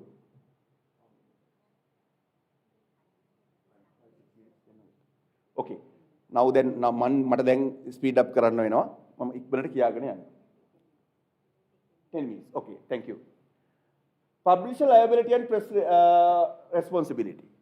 හැබැයි අපි කොච්චර කිව්වත් මේ freedom of speech expression එක තුලේ publishers ලටත් liability එකක් තියෙනවා. ඒගොල්ලන්ට ඕන දේවල් මේක print කරලා බෙදන්නත් බෑ. ඒ ගැන කතා කරපු හොඳ ජජ්මන්ට් එකක් තමයි Life Insurance Corporation versus Manbury Shah කියලා Indian judgment එකක් මේක. Grace grant reasonable opportunity to reply as a duty of publisher. Denying such a right to reply is unfair. It's violation of the freedom of speech and expression. ඒක කියන්නේ overall මේකේ තියෙන red line කියලා තව cases ගොඩකුත් තියෙනවා නම් අපිට ගන්න පුළුවන්. නමුත් මේ case එක හරිය important පුළුවන් නම් මේක අරගෙන කියවන්න හොයාගෙන මේක කියන්නේ reply කරන්න reasonable right අයිතිය දෙන්න ඕන. ඒක නොදෙන්න ඕන නම් පුළුවන්. හැබැයි ඒක දෙන්න ඕන. ඒක දොදීන් එක freedom of speech violation එකක් කියලා. අපි තව ටිකක් වුණොත් press වලට අදාළ කතාවේදී economic independence and commercial protection. මේක හරිය interesting case එකක්. මේ Indian judge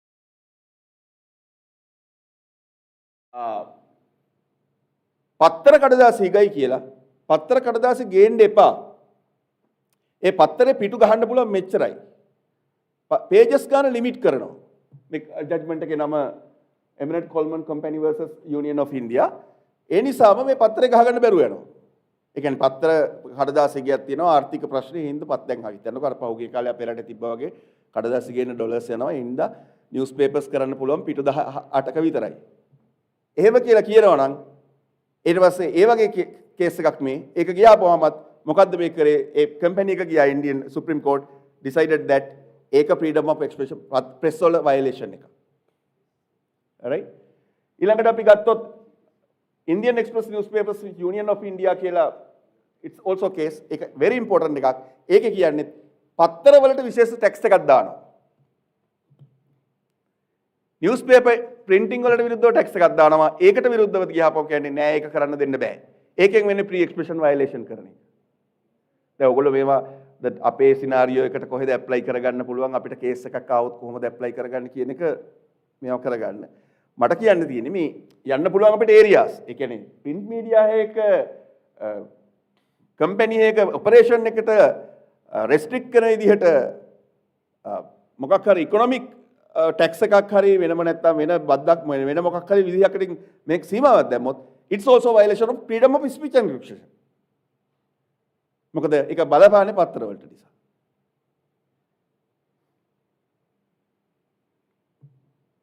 editorial independence මේක හුඟක් අය නොදන්න කාරණාවක්.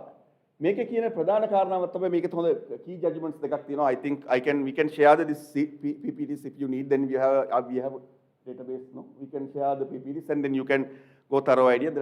Because of the time concerns, I am not going to deeply discuss about these things. But that Miami Herald versus Florida, it also said that Florida ප්‍රාන්තෙන් law එකක් දානවා. ඒ කියන්නේ the right අපි ඉස්සලා කිව්වා වගේ right to reply කියන එක අපේ right එකක්. හැබැයි එහෙම කියලා දාන හැම එකටම reply කර දෙන්න ඕන කියලා එකකුත් නැහැ. මේක වෙන්නේ ඒ කියන්නේ politiciansලා මේ case එකේ වෙන්නේ politiciansලා කියන දේවල් වලට මොන හරි බැනලා ඒගොල්ලන්ට දැම්මොත් ඒගොල්ලෝ නෑ මේක දාන්න කියලා මට උත්තර දීමේ අයිතියක් තියෙනවා කියලා නෑ හැම එකම දාන්න දුන්නොත් පත්තරේ ගහන්න වෙන්නේ නෑ. ඒ නිසා ඒ right to reply කියන එකටත් සම්මේ මේක තියෙන්න පුළුවන් කියන එක තමයි මේකේ කියන්නේ. ඊළඟට Union of India A case එකක් තියෙනවා. ඒක Indian Express newspaper කේස් එකක්. ඒකෙත් ඒ විදිහටම තමයි කතා කරන්නේ. ඊළඟට public interest and investigative journalism. මේකත් ලස්සන කේස් එකක්. මේක European court එකේ මේවා කරපු. ඒක කියන්නේ දැන් හැමතිස්සෙම කොච්චර මේ මාධ්‍ය නිදහස තිබ්බත් public interest කියන එක මේකේ තියෙන්න ඕන. එහෙම නැතුව ඒ කියන්නේ මිනිස්සුන්ගේ අයිතිවාසිකම් ආරක්ෂා කරන්න තමයි මේකේ රයිට් එක යොදා ගන්න ඕන. ඒ ලිමිට් එක පන්නන්න බෑ කියන්නේ. ඒ ඕවර්ऑල් මට කියන්න තියෙන්නේ print media කියන එක නිකන් පත්තරේ දාන එක විතරක් නෙමෙයි, පත්තරේ ලියන එකක් විතරක් නෙමෙයි. ඒක public interest ගැන හිතන්න වෙනවා ලියනකොට. right to reply ගැන හිතන්න වෙනවා. right to reply වලට limitations තියෙනවා. ඒ වගේම තමයි පත්තර කියන පත්තර බෙදන එක, පත්තරයකට බාධා කරන එක, tax ගහන එක, වෙන laws ගේන එක ඒ සේරමත් freedom of press කියන එක ඇතුළේ කියන්නේ මුද්‍රිත මාධ්‍ය වලට අදාළ ඒ සිනාරියෝ එකට අදාළයි.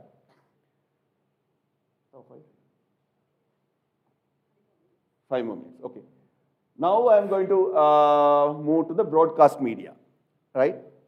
Broadcast media වලට આવොත් මේ red line broadcasting corporation කියන එක අර රජීව් ඉස්සලා කතාවේදී කිව්වා වගේ මේ frequencies ඒ කියන්නේ මේ දැන් භාවිතා කරන ගුවන්විදුලි තරංග කියන ඒවා public spectrum එක public property එකක්ද නැද්ද කිව්වොත් මේක public property එකක්.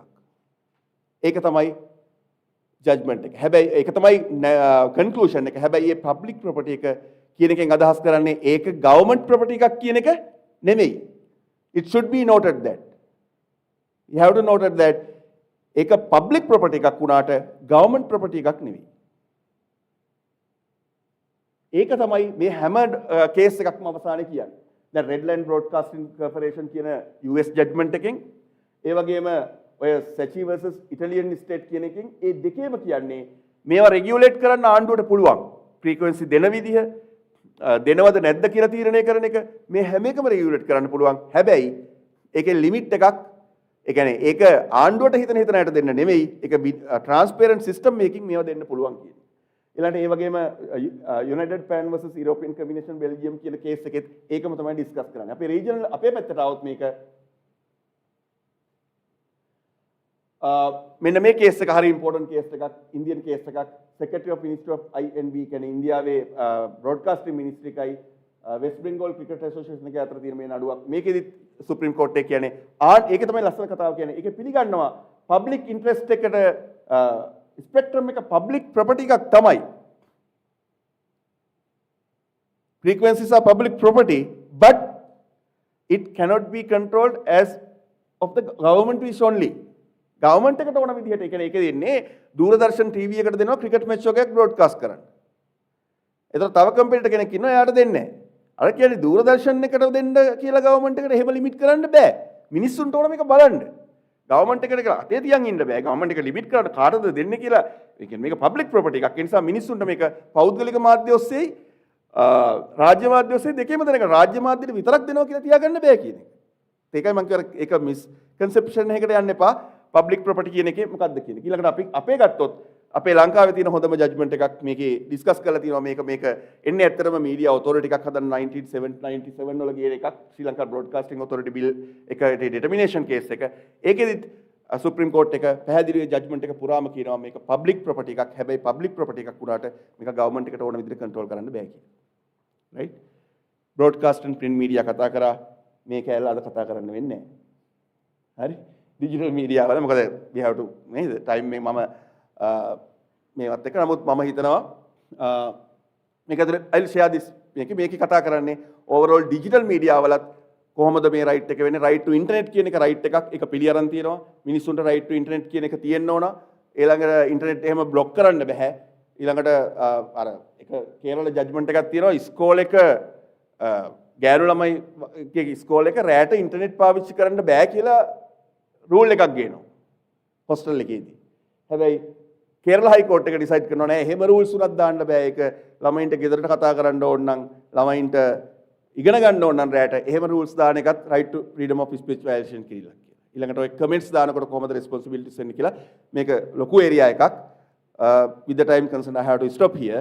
I hope you get something, even something about the media law. I hope, I think you can contact Media Law Forum, even that any of our colleagues. And then we will ready to develop media law because I have to say that Mr. Jagat Vikramanaike, President Council is here. He is the consultant of the Media Law Forum, though I am the chairperson. He is the one of the leading character who initiated to establish the Media Law Forum. So now we are doing here. So overall, I have to say that there is a big area, you know, there is a legal vacuum also.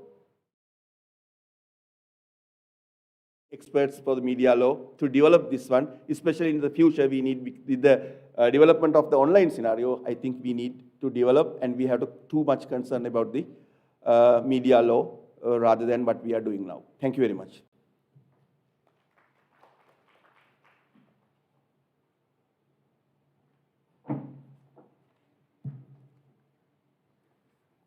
Thank you, Dr. Viranjana Herath, for the really informative lecture.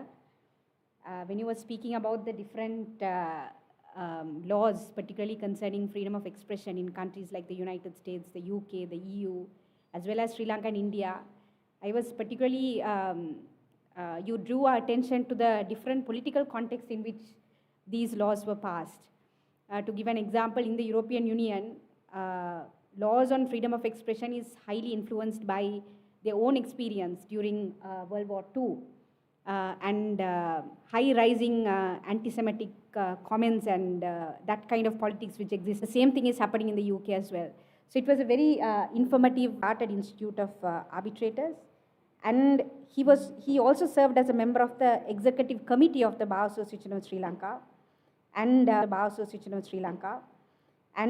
during his time as the president of the Colombo Law Society, he also organized the Law Business Conference with the aim of bridging the gap between the legal profession and the business community.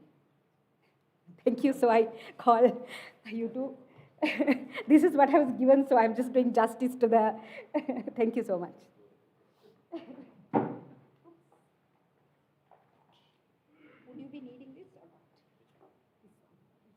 not? No, that's okay. I'm also not that tall. Good afternoon, everyone. I have been given the task of speaking on two subjects. One is the ICCPR Act and the ICCPR Covenant, the international covenant, you know how it's going to be related to us. And on the other hand, I have been asked to speak about the online safety law that is in force as well. So with the time constraints, I will just briefly take you through the both statutes and the law and how it operates in Sri Lanka at the moment, and the difficulties that we all of us are facing when it comes to freedom of expression, we know whenever that you want to express yourself, as to how these laws are going to stand in the way. Before I get on to the online safety, I'll start with the ICCPR law. What happened when it comes to ICCPR? ICCPR stands for International Covenant on Civil and Political Rights, which was adopted in 1966 and came into force in 1976 as an international document. So the foundation document in international human rights law intended to ensure that civil liberties such as life, liberty and due process, and also political rights including freedom of expression, religion, and peaceful assembly.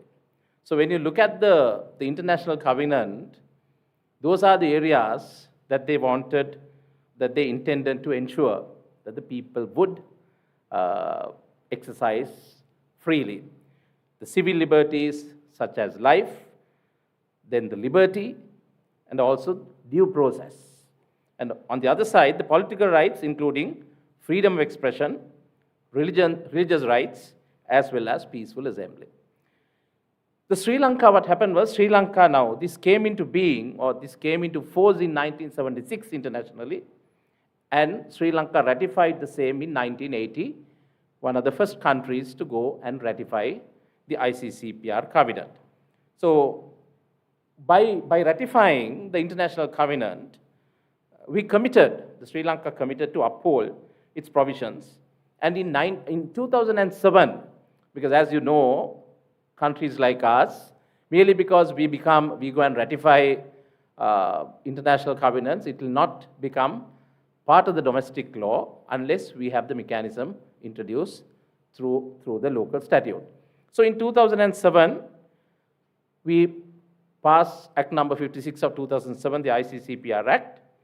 The aim was to give domestic legal effect to certain rights guaranteed under the covenant. So although we have introduced the statute in 2007, we did not adopt the entirety of ICCPR covenant.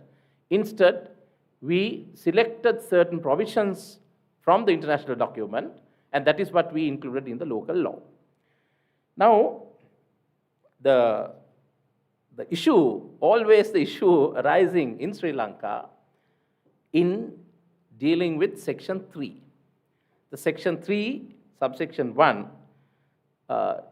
would not evolve as a guardian of civil liberties, but rather as an instrument of selective repression. So that's what happened in Sri Lanka. I will demonstrate as to how it has happened and where we are heading at the moment.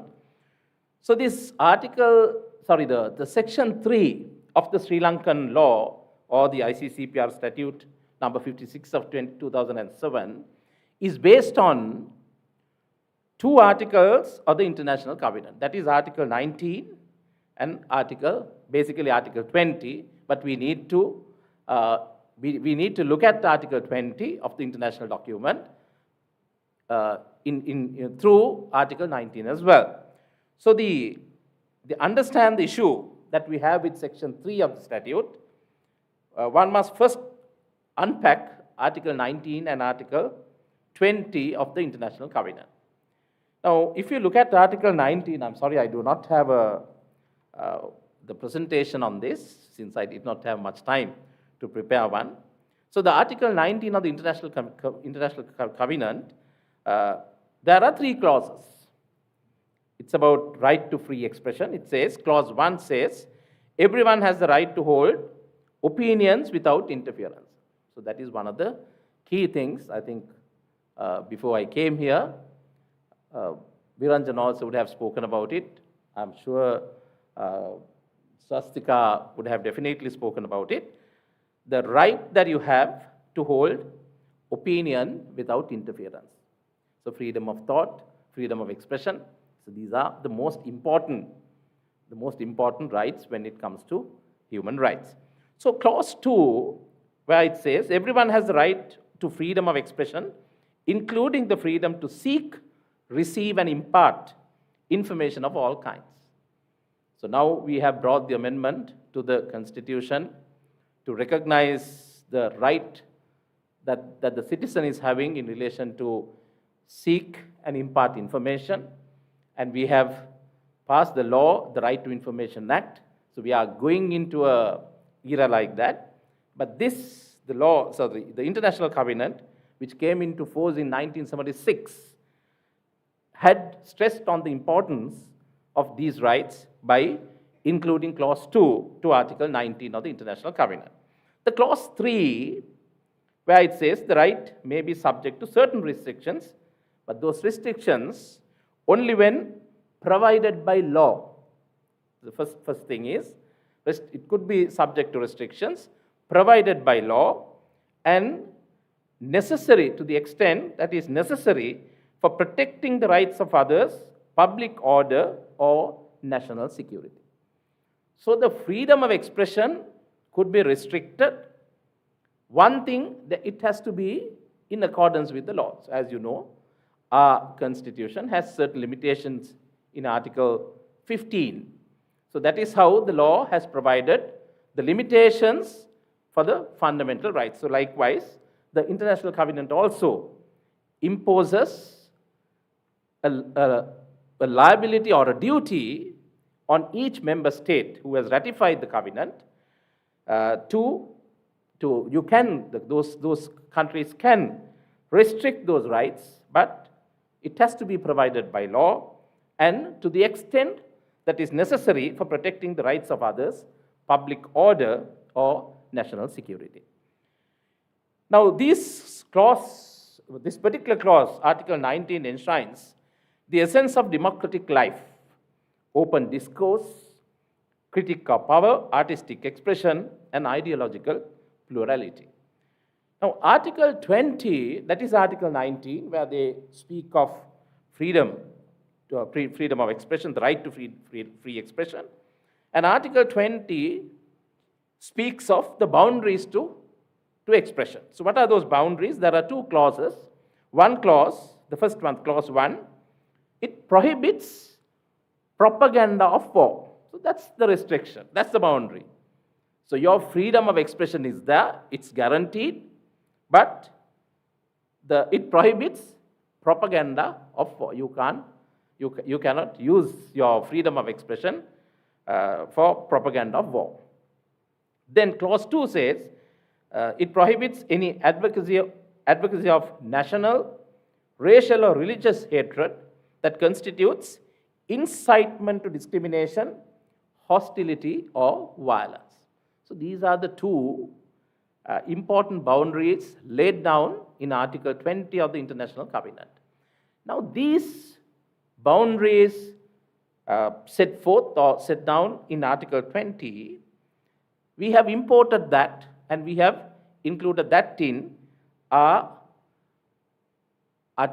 Section 3 of the Act. So now this provision was introduced in the wake of World War II to prevent the kind of hate speech that led at that time to genocide, violence, or persecution. Now, when you look at Article 20, the drafters made it very clear that it has to be interpreted harmoniously with Article 19, but not in contradiction to it. So it has to be interpreted harmoniously. Now, Section 3 of the Sri Lankan ICCPR Act, the local translation, so if you look at Section 3.1 of Sri Lanka's Act, it says, no person shall propagate war or advocate national, racial, or religious hatred that constitutes incitement to discrimination, hostility, or violence.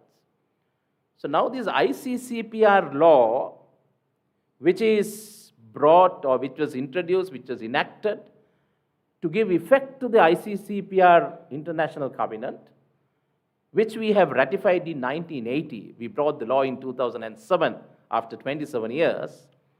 Now this, when you look at the International Covenant, the idea, the basis was to give protection to people and also to protect the fundamental right or the freedom of expression, which is a right of every citizen or every human being. Now, what's happening? Now, this section is modeled on Article 20, Sub-Article 2 of the Covenant. However, crucial differences in structure, legal safeguards, and judicial discretion make Sri Lanka's version far more dangerous. That's what happened. No differentiation between incitement and criticisms. Now, what happened is, I will take some examples, the classic examples in this country. We have a lot more. But before I get on to that, I would like to take you through what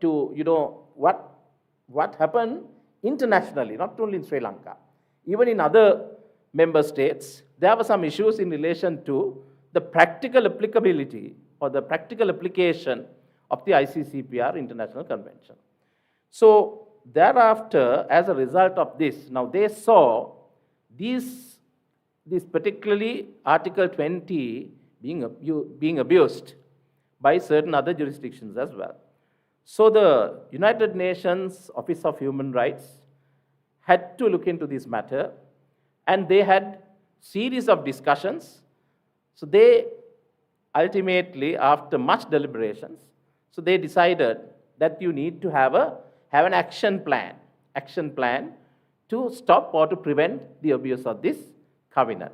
So in 2012, there was a plan, there was a program introduced by the United Nations Office of Human Rights. You call it, now you know, all of you know that, you call it the Rabat Plan of Action. Now, we need to look at the missing filter. Why? What happened?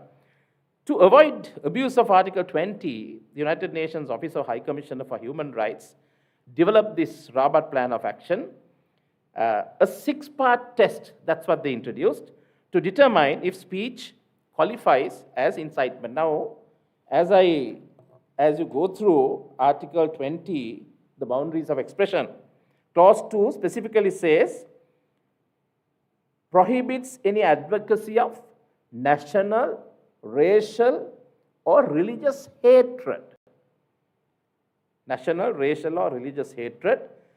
Not only that, which constitutes incitement to discrimination, hostility, or violence.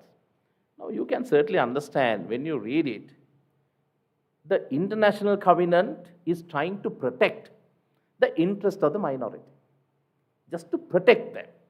Now, especially in the wake of World War II, the certain segments of people or certain nations, probably certain groups, were targeted and attacked. So this has to be prevented. So because of that only, the ICCPR covenant included the boundaries because they did not want to see the hate speech being used for genocides and things like that, promoting that kind of stuff. So it particularly says, that it is there for prohibiting any advocacy on national, racial, or religious hatred that constitutes incitement to discrimination, hostility, or violence. So you can't get people, you can't make speeches, you can't use your freedom of expression to attack or to get people, incitement, to get people to go and hate another community, hurt another group of people. These are the things that were intended to stop by these ones. So then, Rabat Plan of Action, since there was an abuse, they introduced six-part test. What are those 6 parts? The first one is, when there is a speech made by someone is going to be classed under this particular article, or if you want to see whether there is a violation of this Article 20, which is now part of our law, whether there is a violation of Section 3, subsection 1 of the Sri Lanka's Act, the first part is you need to look at the context in which the particular statement or the speech has been made. So is there a volatile environment? Whether there was a volatile, what was the context? Now see, sometimes the speech that you make with a complete different intention in a different place, can be interpreted as a violation of Section 3 of ICCPR law. So then you first have to see whether there was a volatile environment for him to make that speech. The second one is the speaker. Does the speaker wield influence over the audience? So that is the second one. So that you need to see, when it comes to part 2, you see who is the speaker, whether he was so influential over the people who were listening to him. The third part is the intent. Was there intent to incite harm? Now, incite, the advocate national, racial, or religious hatred that constitute incitement to discrimination, hostility, or violence. Incitement, whether there was a incitement. So that was whether there was an intention of inciting. So then the fourth part is content or the form. Is the language provocating or demeaning?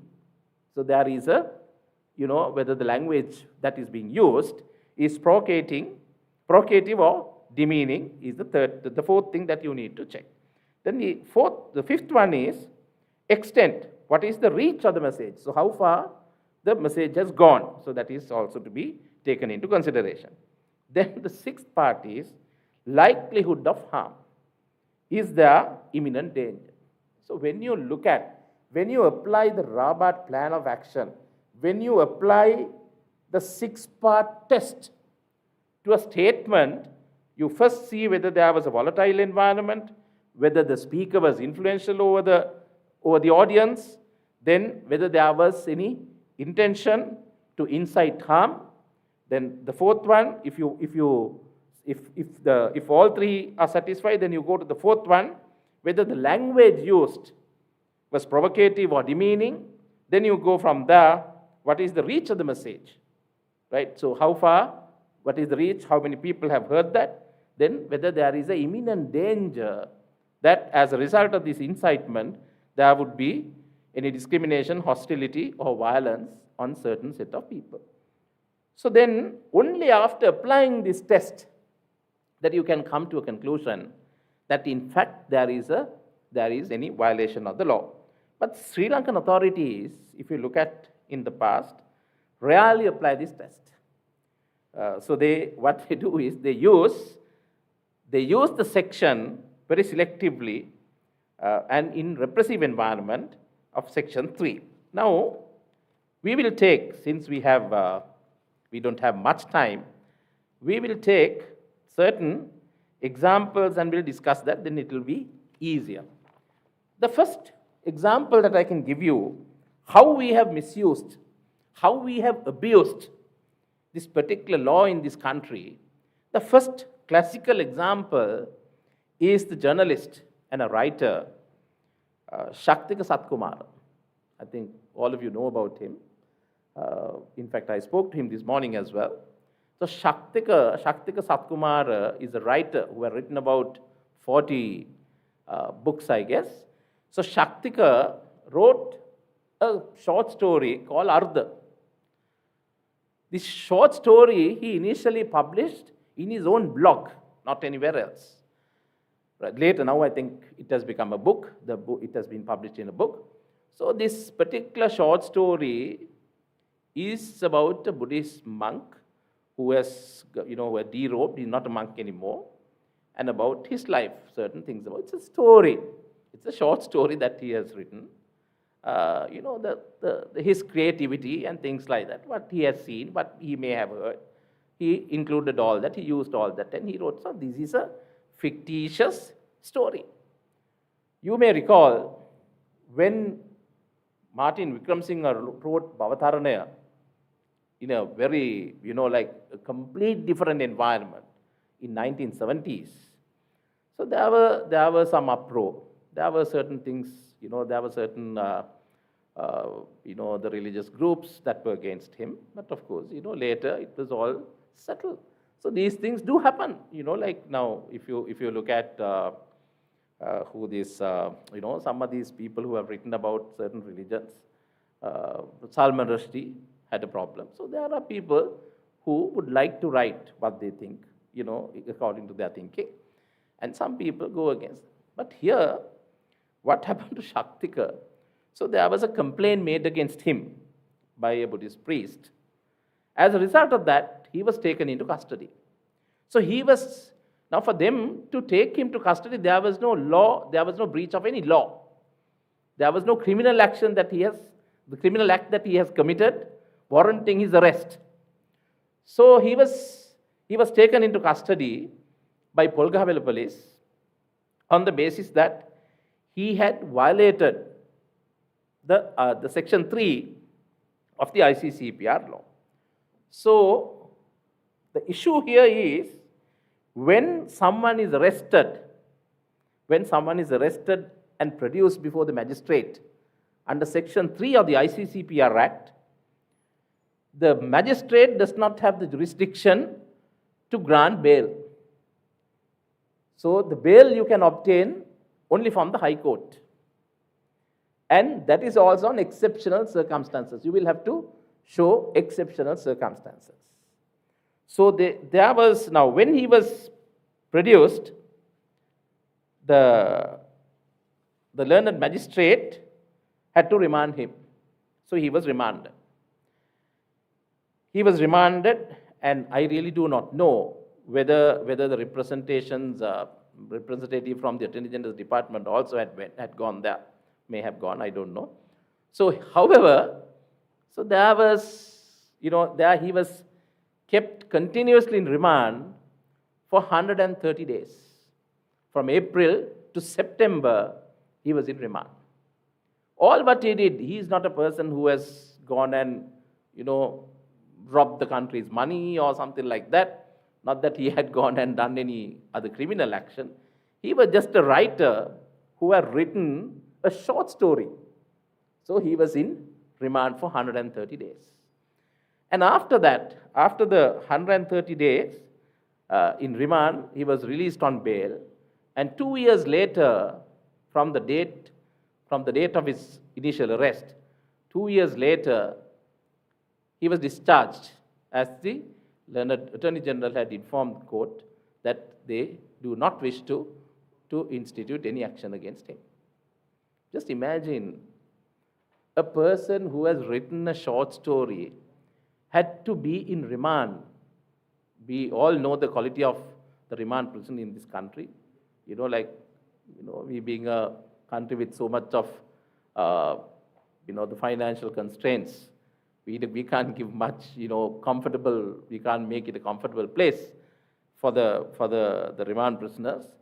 So this person, Shaktika, had to be in remand for 130 days purely because he wrote a short story. Now, are we going to pay him any compensation thereafter? Do we have a system like that? That we have arrested him without a probable cause. No, we don't have a system like that. Yeah.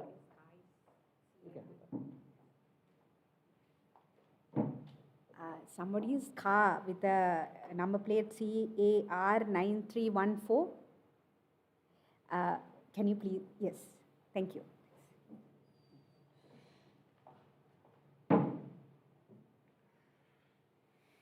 Right. So the Amnesty International declared him as the prisoner of conscience. This is where we are. Right. So that's the first case. There were a lot of other cases before, but I have chosen few cases. That's the first case. And the second case was the Natasha Surya, the stand-in comedian.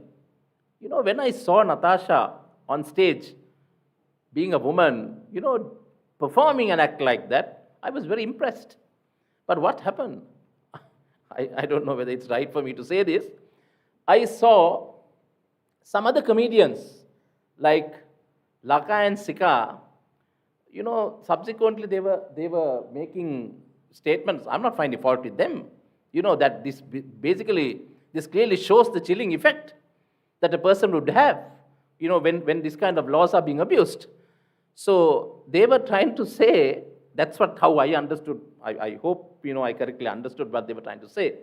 They were trying to say that they did not even laugh. They did not laugh for the jokes that Natasha cracked. The people who were there in the audience on that day, they all were in fear. Because there was a time where the authorities were going after the people who were in the audience. Now, had I gone there and sat and watched Natasha saying this, and had I laughed for the jokes that she cracked, I also would have got arrested for violation of ICCPR Section 3. So then she was arrested at the Bandaranaike International Airport. So her video had gone viral, sparking outrage. So there were death threats, rape threats, none of which were investigated. So, all these things were there, but none was investigated. So the joke, I do not want to go into that joke and talk about it again, but, it's a simple thing that she was saying. She had absolutely no intention of insulting any religious leader or anything like that. It was just a joke that she was cracking. In fact, she was just trying to do a comparison of the society today with the society that existed then. That's all. So for that, she had to pay the price. So she was in remand, but luckily, she was lucky enough. Her bail application went before, using the law on people. So in the order, the High Court order, if we can, Viranjan, we should actually translate that into English, that particular order of the High Court judge, and have it on our website. He says, it's like this. He says, "Me anuwa හුදෙක් යම් ජාතියකට හෝ ආගමකට හෝ කණ්ඩායමකට සිත් රිදවන ප්‍රකාශයක් කළ පමණින්ම ICCPR පනතේ 3 වන වගන්තිය යටතේ පමණක් නොව දණ්ඩ නීති සංග්‍රහයේ 291 වගන්තිය යටතේද කටයුතු කිරීමට හැකියාවක් නැත." So he went beyond this. The learned High Court judge went beyond ICCPR and he said, merely because a statement has been made by someone which hurts the feelings of a particular, people belong to a particular religion or a particular group, not only under ICCPR, not only under Section 3 of ICCPR, you cannot even act under Section 291A of the Penal Code. So this was the other case where the law was abused to the maximum to punish people. When you look at the third case, is Abdul Rahima Mazahina. I don't know whether you all can remember this. This was soon after the Easter bombing. A lady was taken into custody by the authorities, because she was wearing a particular dress. I saw it in the television, a kind of a frock, a long one, where on the back of the dress, she was having this wheel of a ship, a picture of a wheel of a ship, which was mistaken by the authorities for a dharma chakra. They thought it was it was not a dharma chakra at all. It was, like, I remember me having a kind of a shirt like that with lot of, the prints all over my shirt. Had I been wearing that, I also would have been in remand.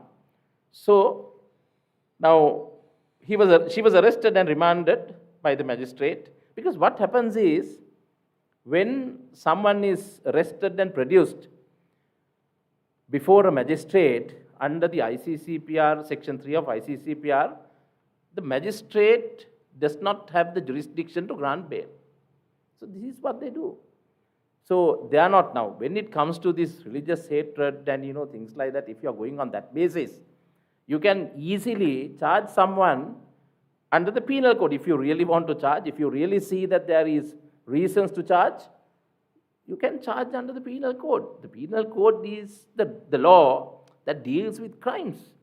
But they don't charge anyone under that. They always want to charge. The police always want to charge under ICCPR law, Section 3 of ICCPR Act, purely because the magistrate cannot grant bail.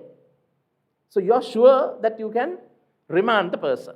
So they get some kind of a thrill out of this. So this is the problem in this country. So that was the third case that I thought I should make use of today for this presentation. So her case highlights how even mistaken symbolism, it was a complete mistake of this symbol. Mistaken symbolism can lead to arrest under Section 3. Now the fourth case is the Ramzi Razik. That was another person. Ramzi Razik, about a Facebook post of his. Now, I have the English translation of this Facebook post. I'll read that out first. Then you will understand how stupid we are. Sri Lankan Muslim society, just listen to me carefully.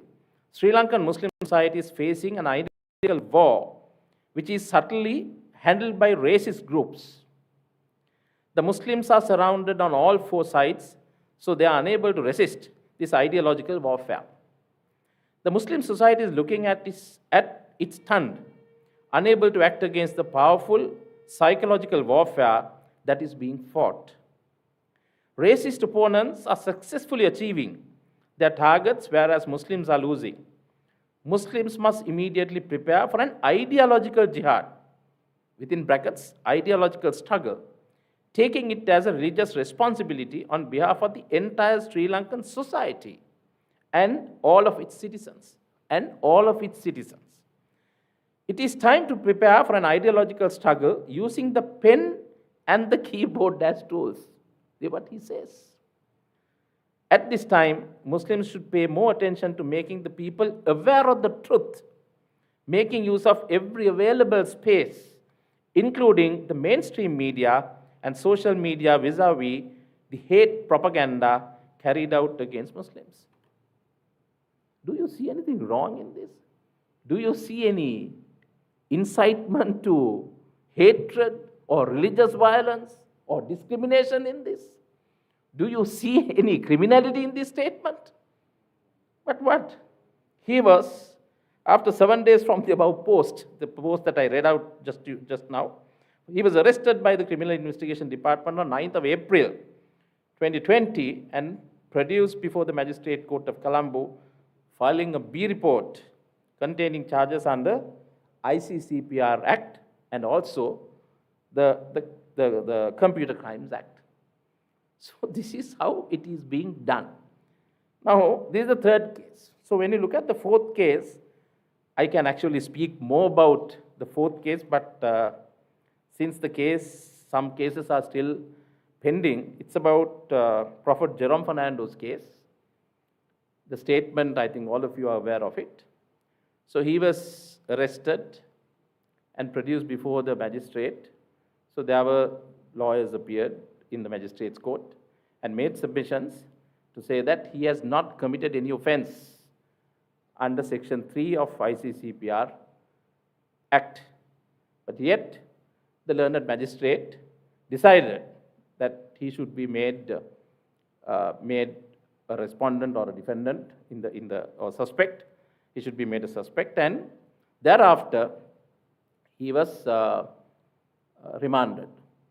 So 2 weeks later, if my recollection is correct, 2 weeks later, on his own, the learned magistrate discharged him. So he was in remand for just 2 weeks for the statement that he made for his own congregation, in his own church. And what does he say? If you look at the crux of that statement, what he says is, Buddha had said, Buddha is talking about wisdom. But of course, the word used is light.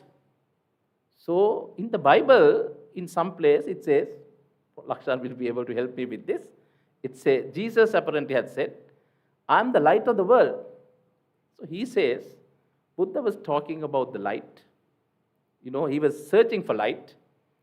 When you say in Buddhism, searching for light, you're searching for wisdom.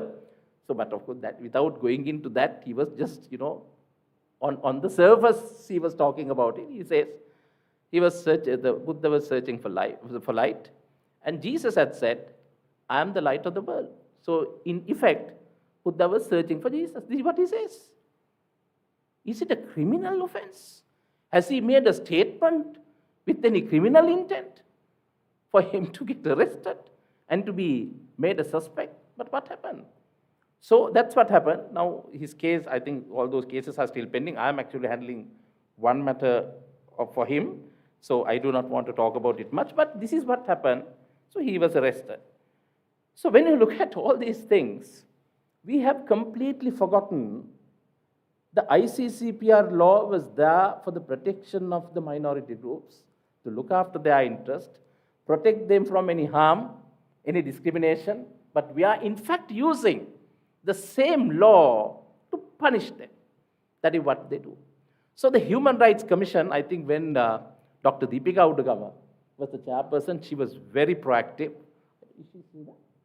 No. She was very proactive. She saw the injustice being caused.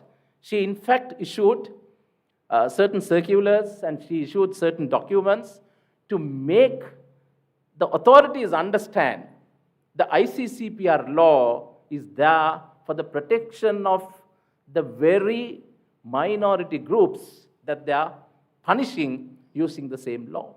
So even the Rabat plan of action, she put it in a different way. She issued, certain guidance, certain advisory documents, but yet with all that, the ICCPR law even today being abused by the authorities. So what I do not have much time, otherwise I have all the human rights, HRCSL, Sri Lankan Human Rights Commission's recommendations about it, all that are here. But how much time I have? Oh. So that's the problem. So I have only 10 minutes more. I need to at least take you through quickly on Online Safety Act, so I will stop at that with the ICCPR. Yes, so I'll try to speak more about it if you have any questions. Right. We'll come back to the Online Safety Act. So those are the two things that have been given to me. Now, Online Safety Act, I think I really do not know any other bill has been challenged the way that the Online Safety Bill was challenged. I was under the impression there were 54 petitions, but Swastika was just telling me it's apparently 60. There had been 60 petitions. I must say, with a lot of pride from this stage right now, my junior, because I was not there all the days, I appeared for 2 petitioners. So on a particular day, he came back to chambers, having been in the Supreme Court the whole day, and he came and told me he was there throughout. The best submissions, there were a lot of very senior lawyers, President's Council, many people made submissions. He came and told me the best submissions on the bill was made by enhance online safety and accountability, enhance online safety and accountability, prevent online fraud, impersonation, and defamation. In reality, most of these objectives will not be achieved by this law because it's a weak piece of legislation. So I, in fact, got involved with drafting of certain provisions. That was having challenged it, like the Supreme Court, subject to certain amendments, allowed the bill to go through. So then those amendments, in fact, what happened was when the bill was challenged, the learned Attorney General, I think the Additional Solicitor General, Mr. Viraj Dayaratne is the one who appeared. He actually tabled. That's what has happened. The Attorney General's Department had told the Parliament that told the Cabinet that you need to do certain amendments to this at the very outset. So they placed that document. So we actually did not have access to that document at that time because we had to go, we challenged the bill that was published. The document came later, so we were ready only to make submissions on the bill that was published. But there were good suggestions made by them, comparison to what was there. I'm not saying everything was good, but comparison to what was there. So there were good suggestions. So the Supreme Court also added certain things to that. That's how it was passed. Right. Now, when you look at the structure of the Online Safety Act, it has the part 1, establishment of Online Safety Commission, which had not been established so far. Then part 2, powers and functions of the Commission. Part 3, prohibition of online communication of false statements. Part 4, measures against online communication of prohibited statements. Part 5, declared online locations. And Part 6, counteracting inauthentic online accounts and coordinated inauthentic behavior. So this is how the particular act has been structured. Now, we will pass these sections about Online Safety Commission because that will take a lot of time. But one thing, when you look at the powers and functions of the Commission, now see, quickly we do. Oh, right.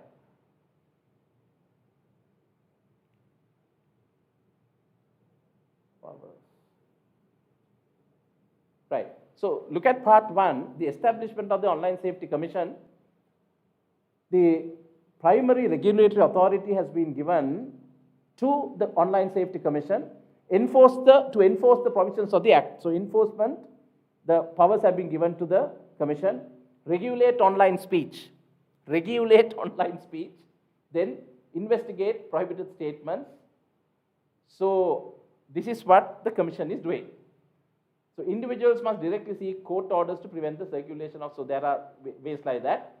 So the Online Safety Commission has a lot of powers. So they do the investigations, then they do the prosecution, and they take decisions as to what you should do also thereafter. So a lot of criticism was there because of this, because so much of powers, and the appointing authority, the president appoints them. So there was a lot of issues. But of course, the removal, we were able to bring in certain restrictions for the removal. Like otherwise, it affects the independence of the commissioners. But of course, the appointment was done by the president. So there were some problems with the Online Safety Commission. So we don't have time. We'll discuss that on a different day. Right. Then when you look at the functions and the powers of the commission, you see the powers they have. They can order to remove content from websites and social media platforms. I will show you how unreasonable the provisions are. Then they can direct the internet service providers, like Dialog or Telecom or whoever the internet service provider, to disable. Now the latest one would be then Starlink.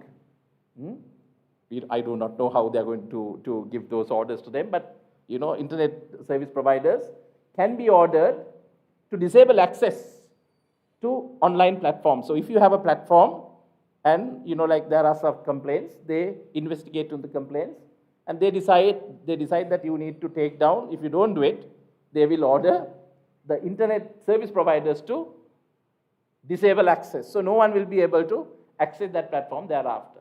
Then conducting investigations into alleged violations of the act. So these are very wide powers. We'll discuss that also on another day. I only want to take you through some of the provisions in relation to the offences under the Online Safety Act. Now, if you look at section 13, this is criminalization of speech and anonymity restrictions. So, false statement amounting to contempt of court, communicating false statement that amounts to contempt of court. Now, before this, section 12. Section 12 says, very interesting. Section 12, right. Section 12 says, any person, whether in or outside Sri Lanka, who poses a threat to national security, public health or public order, or promotes feelings of ill will and hostility between different classes of people by communicating a false statement, commits an offence and shall on conviction be liable to imprisonment for a term not exceeding 5 years or to fine not exceeding 500,000 rupees or to both such imprisonment and fine. So, if anyone is communicating a false statement that threatens national security, public health or public order, or promotes ill will or hostility between communities. Now, this is what that particular person will have to do. He is communicating a false statement. What is a false statement? False statement has been defined.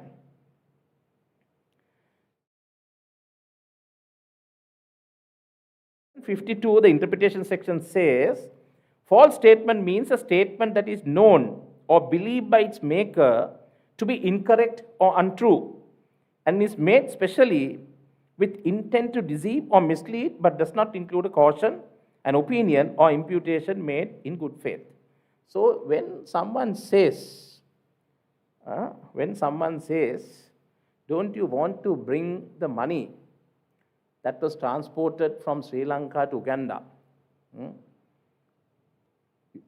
When someone says something like that, he says, and later comes and says, like, that was false. I knew it was false, but I said it, can be charged. If it is coming within any of these sections, because it's a false statement. That particular person had known that it was false, and that particular person had said it. So communicated that false statement. So here it says, any statement known or believed by its maker to be incorrect. So I am telling something, I believe it, or I know that it's a false statement, or it's incorrect or untrue, and I'm especially with intent to deceive or mislead. So deceive or mislead another person. I have communicated something which I knew at the time of communication it was false. So if that particular statement coming within this section, that is, if it poses a threat to national security, public health or public order, or promotes feelings of ill will and hostility between different classes of people, then I am liable to be punished under this section. Just imagine, now we have certain beliefs. I'm just taking some example. We belong to, we all believe in certain religions. But of course, we have not tested anything. We don't have any living test for that. Like we believe, that's people's belief. So sometime what I believe and what you believe may be different. So to me, what you believe may be false, but to you, what I believe may be false. So people's belief, whether now, the thing that if I make a particular statement, thinking that, okay, fine, we'll say that I have a doubt about it. I have a doubt whether it is true or false, but I still make that statement. So that could be interpreted, what I'm saying is I'm just taking a very, very light example. But what I'm saying is, simple things that we do, we say things like that. Sometimes you don't even intend. But of course, you may not be able to, if it is being questioned, you may not be able to show proof as to why you did not think it was false. So you should be able to punish for something that you never expected if we are going to keep these broad interpretations for these offenses. So the section 12 is, this is what section 12 says anyway. So if you go to section 13, now we know what the false statement is. It is whether, like either you had reasons to believe or you knew at the time of making the statement that it was, oh God. Right. So you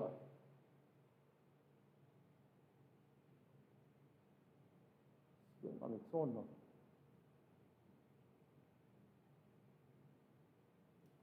Okay, I'll just do it with the presentation I have. Right. So I'm sorry about it. All right. So when you look at section 13, what it says is a false statement amounting to contempt of court, communicating a false statement that amounts to contempt of court, punishment, like you can be punished under this law.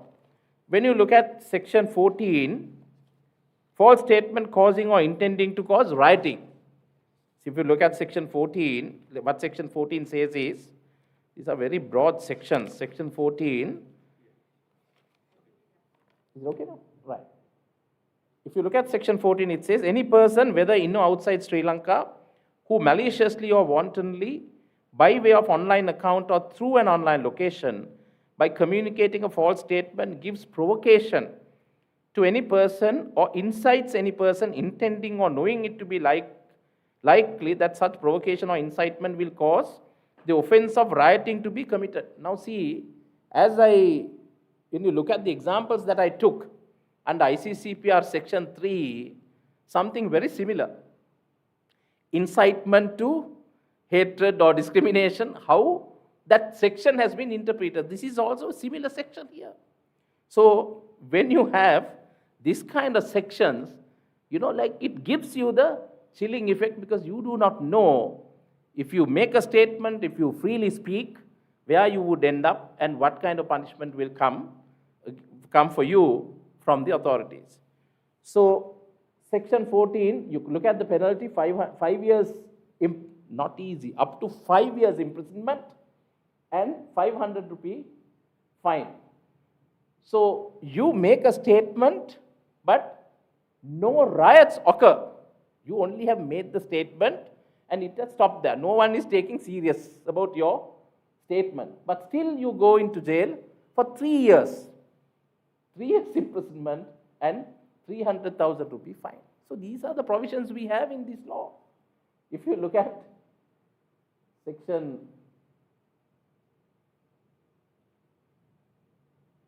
15. So disturbance of religious assemblies, communicating a false statement that voluntarily disturbs lawful religious worship or ceremonies. Just imagine, for something, if there had been, like you make a statement about some religious worship or some ceremony, you have absolutely no intention to disturb that or anything. You just express yourself. But if this happens, you go into jail for 3 years. These are the provisions we have. Then section 16, outrage in religious feelings, deliberate and malicious communication of false statement to insult or attempt to insult religious beliefs. You saw how those statements have been interpreted under ICCPR. So the same thing will happen here. And here, up to 3 years imprisonment and 300,000 fine. So, in criminal law, when a fine is imposed and you cannot, if you are unable to pay that fine, that also will be converted to another prison term on top of this. So this is how these punishments have been defined under this law. So the online cheating, communicating a false statement online to fraudulently or dishonestly induce a person to deliver or retain property, intentionally induce someone. So this is basically this fraud section, the cheating section is there in the penal code. The similar interpretation is there. But of course, the punishments are not so severe. So when you do it physically, the punishment may be 6 months jail. If you do it online, you go to prison for 7 years.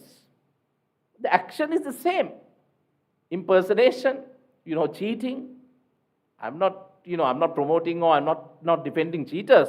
All what I'm saying is, if someone commits an offense, physically or online, there has to be some kind of a, some kind of a uniformity in the punishment. But here, when cheating, maximum will be 2 years. But whereas here, the court can give 7 years imprisonment and 700,000 or both. So now look at this. Now this is another serious matter. Cheating by pretending to be another person through an online account. By pretending to be someone else, substituting one person for another, misrepresenting a person's true identity. Now this is not a case like the previous one. If you look at the previous one under section 17, fraudulently or dishonestly induce a person to deliver or retain property. So it's connected to property. Here, there is nothing like that. You only pretending to be someone else. Now, as you know, although we are talking about freedom of expression, fundamental rights and all that, most of these government officers cannot even have a Facebook account. They can't express themselves. So they always, they express themselves under someone else, some other name, someone else's picture that they use. They pretend to be someone else, but they express themselves. Should we not give them that opportunity? So if someone is using this to commit a fraud, I can understand. But here, you pretend to be someone else, or you substitute one person for another. Some time ago, at the time the Facebook started, I also had an account like that. Lucky, I deactivated it. Because I actually did not, to be very frank with you, did not understand the gravity of, having something like that was wrong. A lot of my friends were talking about it. They say that when they want to say something, they use the other one. You go and do. Youngsters. If you speak to any youngster, even students at law college, they will have so many accounts like that. Once you come to a certain level in the society, you will not have accounts like that. But, the youngsters, young blood, they do things like that. Are they criminals? Should they go to jail for 3 years for that? So this is more than anything, the expression, the freedom of expression is severely curtailed by having this kind of. So we actually fought to remove this, but we failed. I personally spoke to some parliamentarians. When this was taken for debate, myself, Dr. Rangakalan Surya, we had meetings with some parliamentarians. We got some good people to speak against this. But still, the parliamentarian I spoke to, I can't tell you the name, I spoke to a particular minister at that time who was personally known to me, and I told him, don't let this happen, because you all have people, you all have accounts. For you to say all these things, people who are supporting you, people who are carrying your campaigns, they have different accounts. When they, just to say something openly, they are using other accounts. No. You know what he told me? This is my own experience I'm sharing. He said, nothing doing. There are people, who are using those accounts to attack us. They should be sent to jail. So that was the thinking. So if you have another account under a different name on Facebook, look at the punishment, 3 years imprisonment and a fine up to 300,000. So this is the kind of, these are similar, everything is like this, so I don't have much time to go into the other ones. So, but the Online Safety Act, in fact, there were certain discussions that were taking place. Viranjan and myself, we participated. We had ministers of the current government as well in some forums. But we actually wanted them to scrap this, just to repeal this law and to bring in. We are not against having a reasonable, proper regulatory mechanism for online. the online activities. But of course, it has to be practical. The things that certain countries are doing, we may not be able to do. The first thing is, those countries, the authorities will not abuse law. But we are a country, we see day in, day out, the laws, these kind of laws are being abused.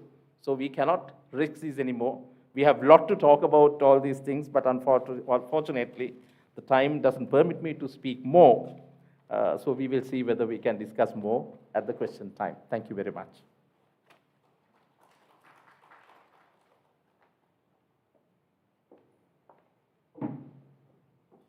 Thank you so much for the very detailed presentation, particularly on issues like, which I never really thought about, the Section 3 of the ICCPR.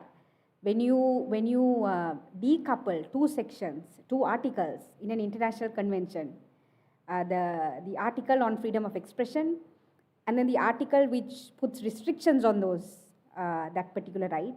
And then when you only take that particular article which concerns the restriction, and when you bring it to law, how the law can get abused, basically through its own structure, how the law can be abused by authorities. So that was an interpretation which I never thought of in terms of the ICCPR, and of course how the Online Safety Act may be used in the future, and how all of us fought for the entire repeal of the act, but to date it exists in our statute books.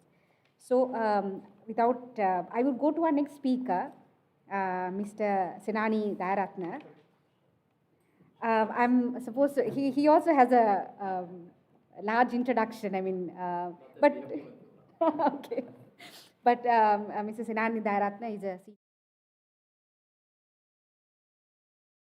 appeared in many landmark, particularly fundamental rights cases, and he has contributed a lot to expanding the fundamental rights jurisdiction in our country. So that is something specifically which I wanted to emphasize. And of course, Mr. Dayaratna is a member of the executive committee of the Bar Association, and also the chairman of the permanent committee of the rule of law of the Bar Association. So thank you.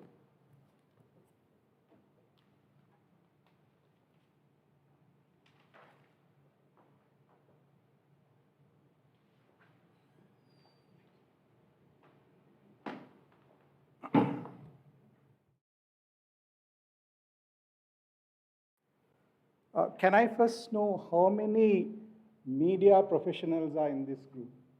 Can raise their hands? Good. The rest are all lawyers, is it? Excellent. Right. Both Viranjana and Jagat, I think very clearly expressed the legal provisions which currently subsist. As Jagat said, it can be used in many ways. It's very expansive, and it's always up to the powers that be.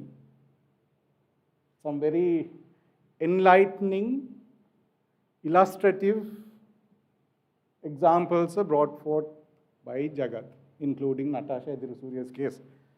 I also watch a lot of. So we have a situation where, as Jagat said, because of the law as it stands in relation to the community and the society that we find in, there is a tremendous clash. There are so many ideologies at play. We have the woke ideology, we have various extremist ideologies, radical ideologies, and all these come to play. Let me just illustrate it in this way. Now, I have been given this podium. There are microphones, which means what? I have a right to express myself. I have a freedom of expression right now. But do I have a legal right to offend someone here? Do I have a legal right to incite violence? The negative is also true. Do I have a legal obligation not to do any of those things. Something much less. Do I have a moral obligation not to be boring? Someone might say yes. So you can see how anytime you rise to speak, or you pick up a pen, or the keyboard, there are various dynamics at play. And all this, correct me if I'm wrong, Jagat, all this boils down to one rationale, very broad rationale of the social contract. To summarize, the social contract is a very amorphous principle in law and sociology, which says that we as persons have let go several of our rights in favor of greater harmony in the community. Because we are born as individuals, long before countries, nations, laws, with individual autonomy which was absolute. But in a state where individual autonomy is absolute, there will always be conflict. So it was recognized that to avoid conflict, the individual autonomies that we have, those rights that we have to be tempered with obligations. We jettison those rights. That is why we have the framework of the law, constitution, rules, and regulations, which govern our conduct. That is, Jagat, am I right? Is the basic premise under which we have a curtailment of the freedom of expression. Now, I am not going to talk about the law. I think Jagat and Viranjan have covered it in depth. But I want to just cite a few judgments of both the Honorable Supreme Court and the Honorable Court of Appeal, just to give you an understanding as to how the courts approach this issue. How primacy has been given to the freedom of expression to be exercised in particular ways.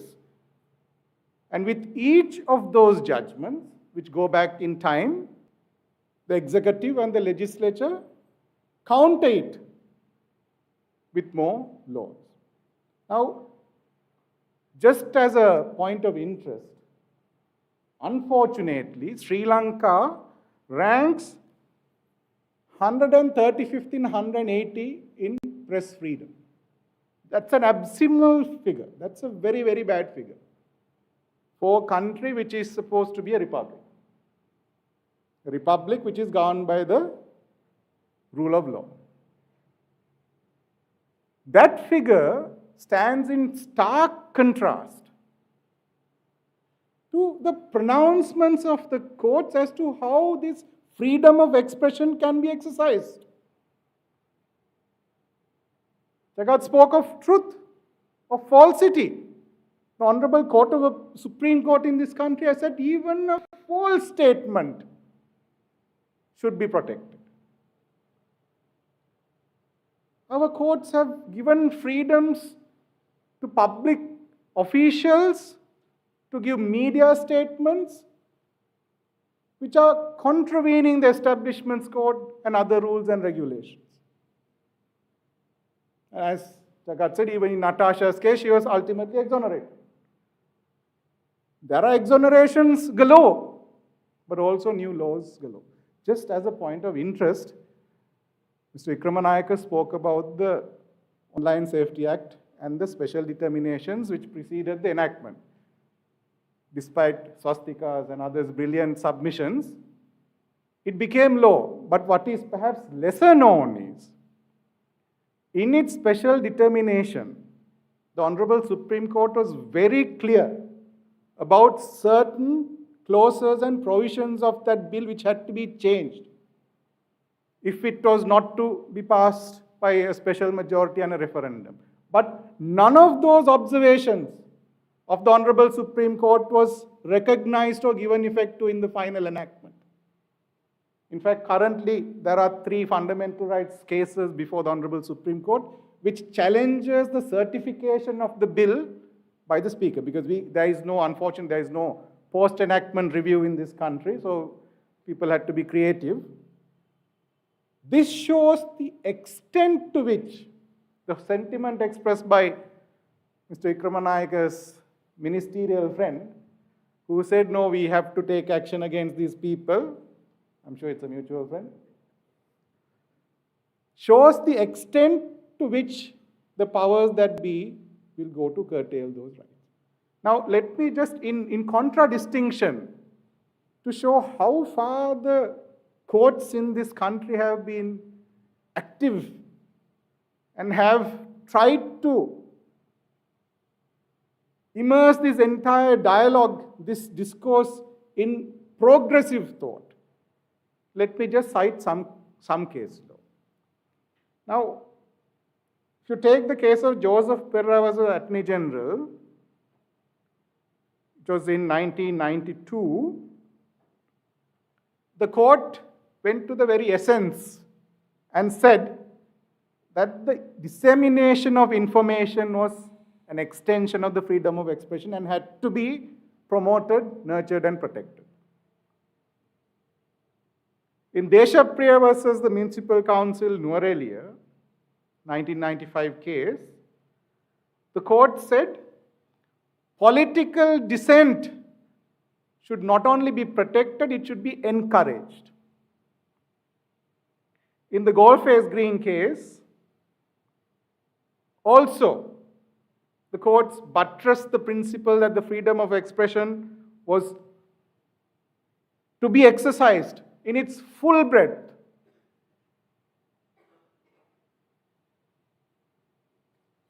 Then, in Victor Ivan's case, the court referred to the time-honored expression of the pen being mightier than the sword and held that the pen of a journalist is a two-edged weapon which must wield with care not to wound the innocent while exposing the guilty. So there the courts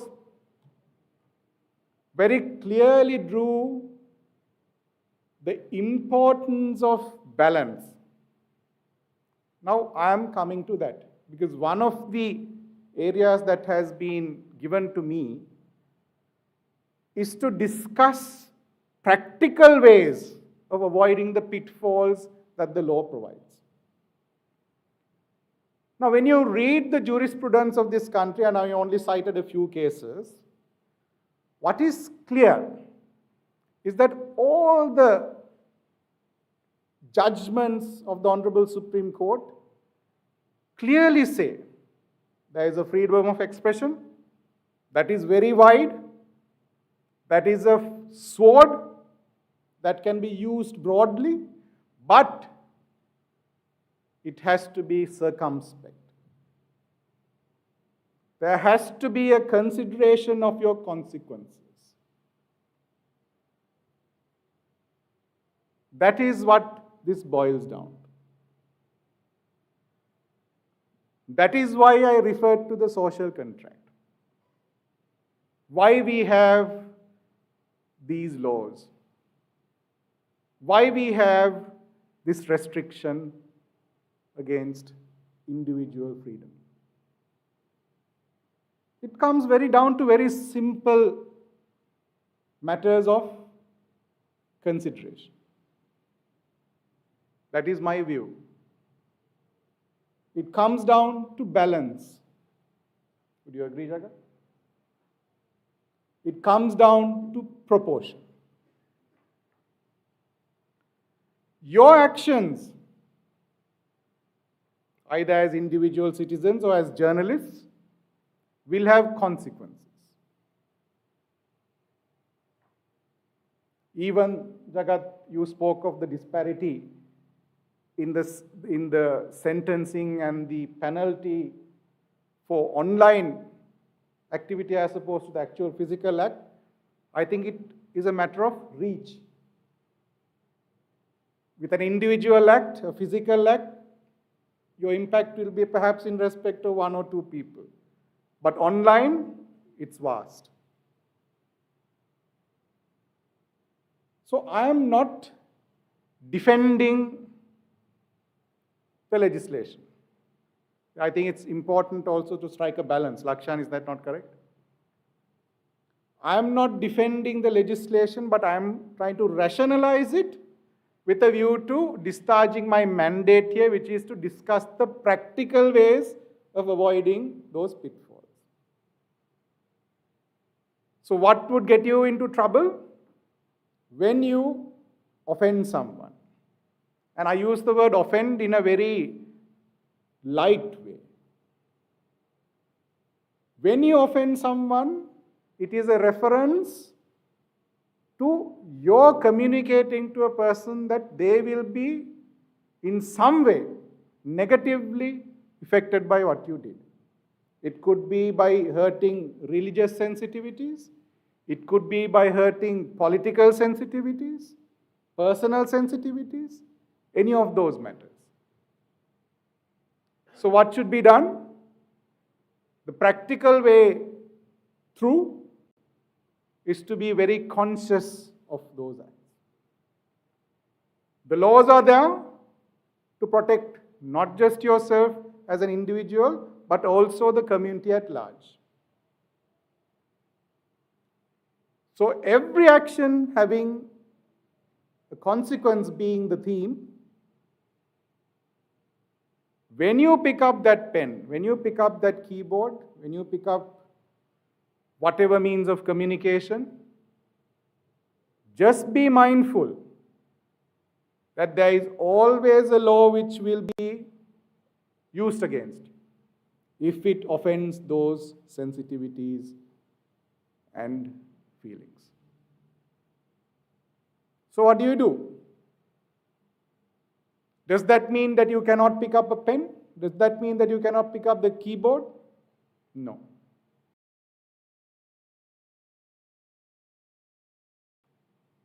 That's where I was getting to. You must be counterintuitive. What is it that will get me into trouble?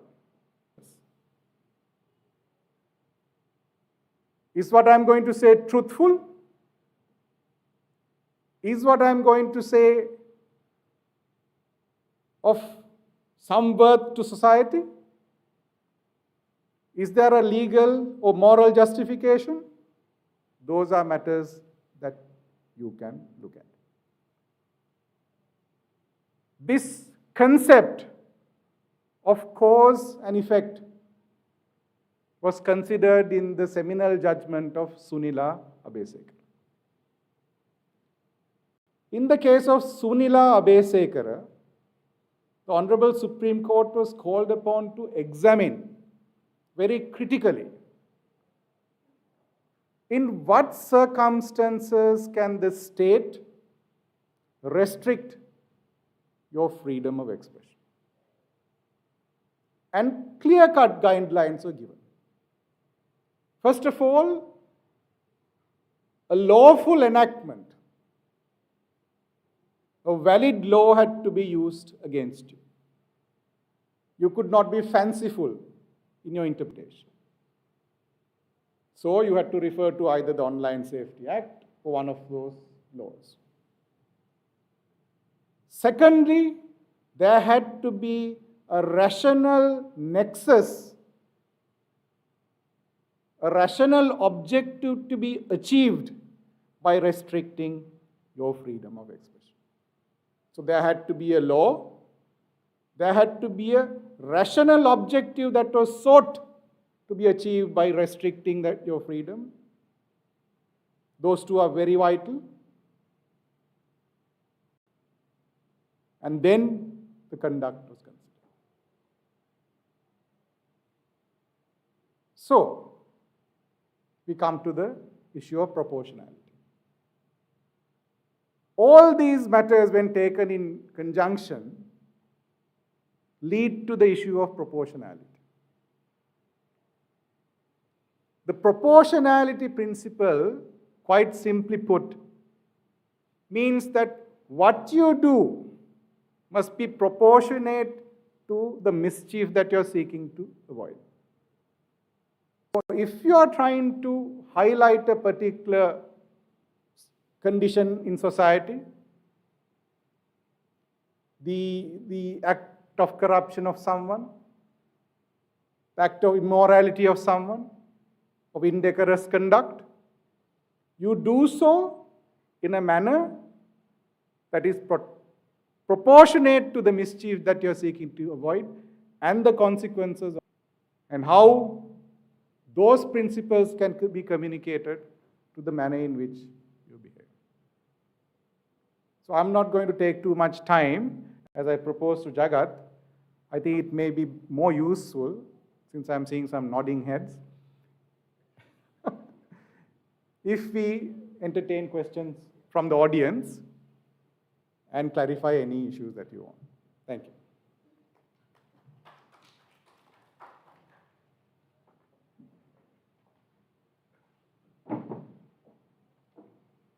Thank you, Mr. Dayaratna, for that presentation, specifically about your reference to the social contract. And when you were speaking about the social contract, I was running through Article 4 of the ICCPR Convention, and it talks about when rights can be restricted. So when the life of a nation is under threat, even the ICCPR Convention says certain rights and certain freedoms can be derogated. I would read it as that's the limits of liberal democracy, but there are various readings on this. So can we have a mic here, if someone can, if we have questions, maybe we can take all the questions together and the panelists would.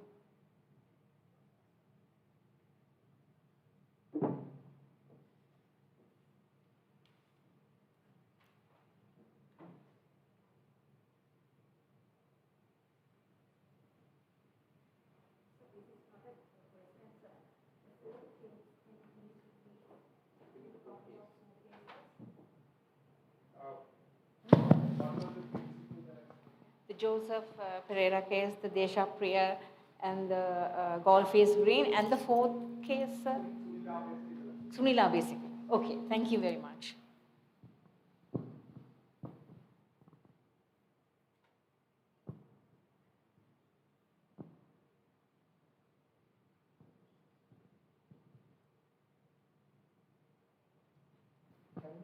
We have, yes, please. There is a mic.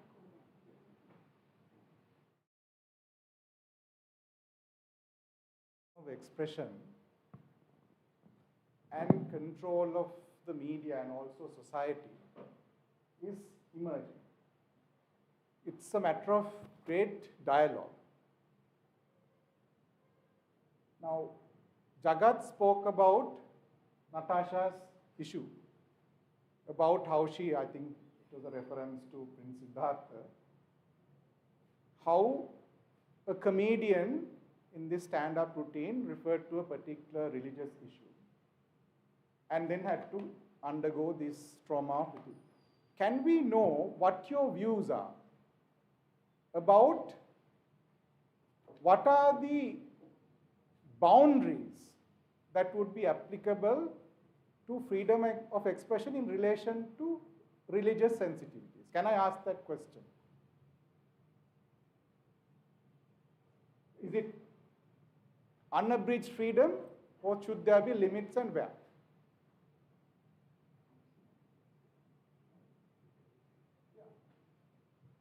You can speak in any media, by the way, any language.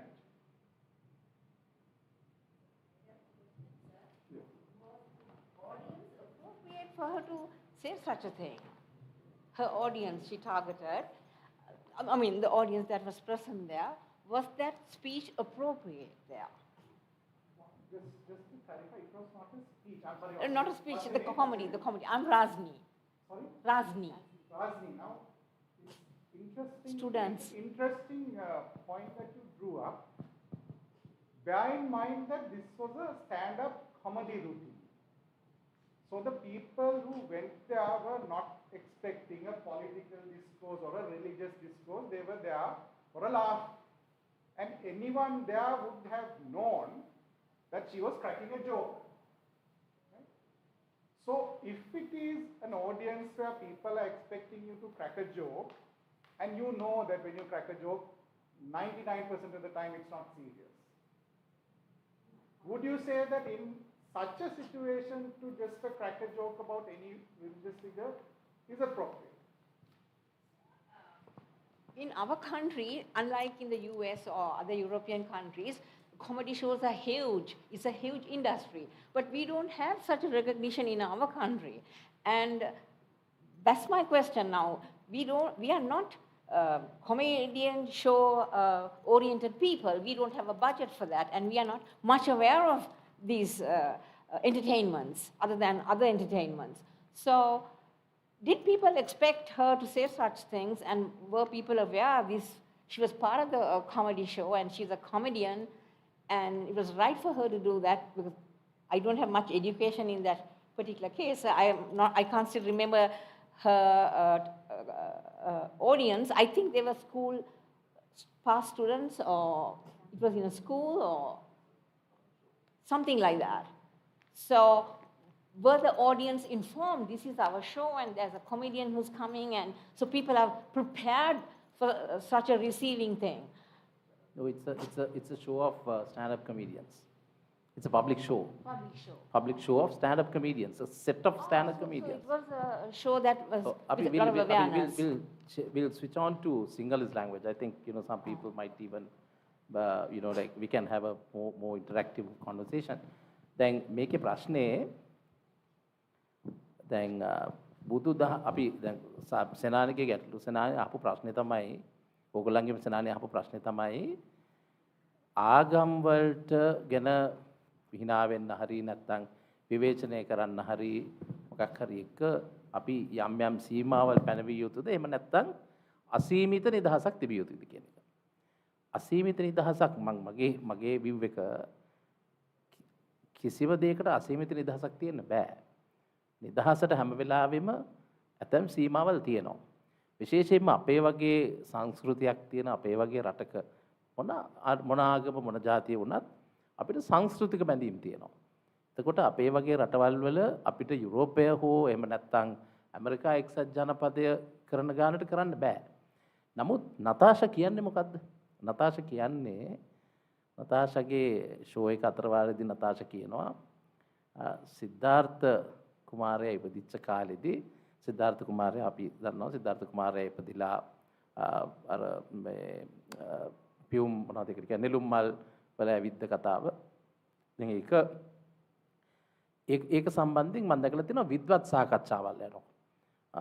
මට අර ඉන්ද්‍රුවේ ස්වාමින් වහන්සේ ආචාර්ය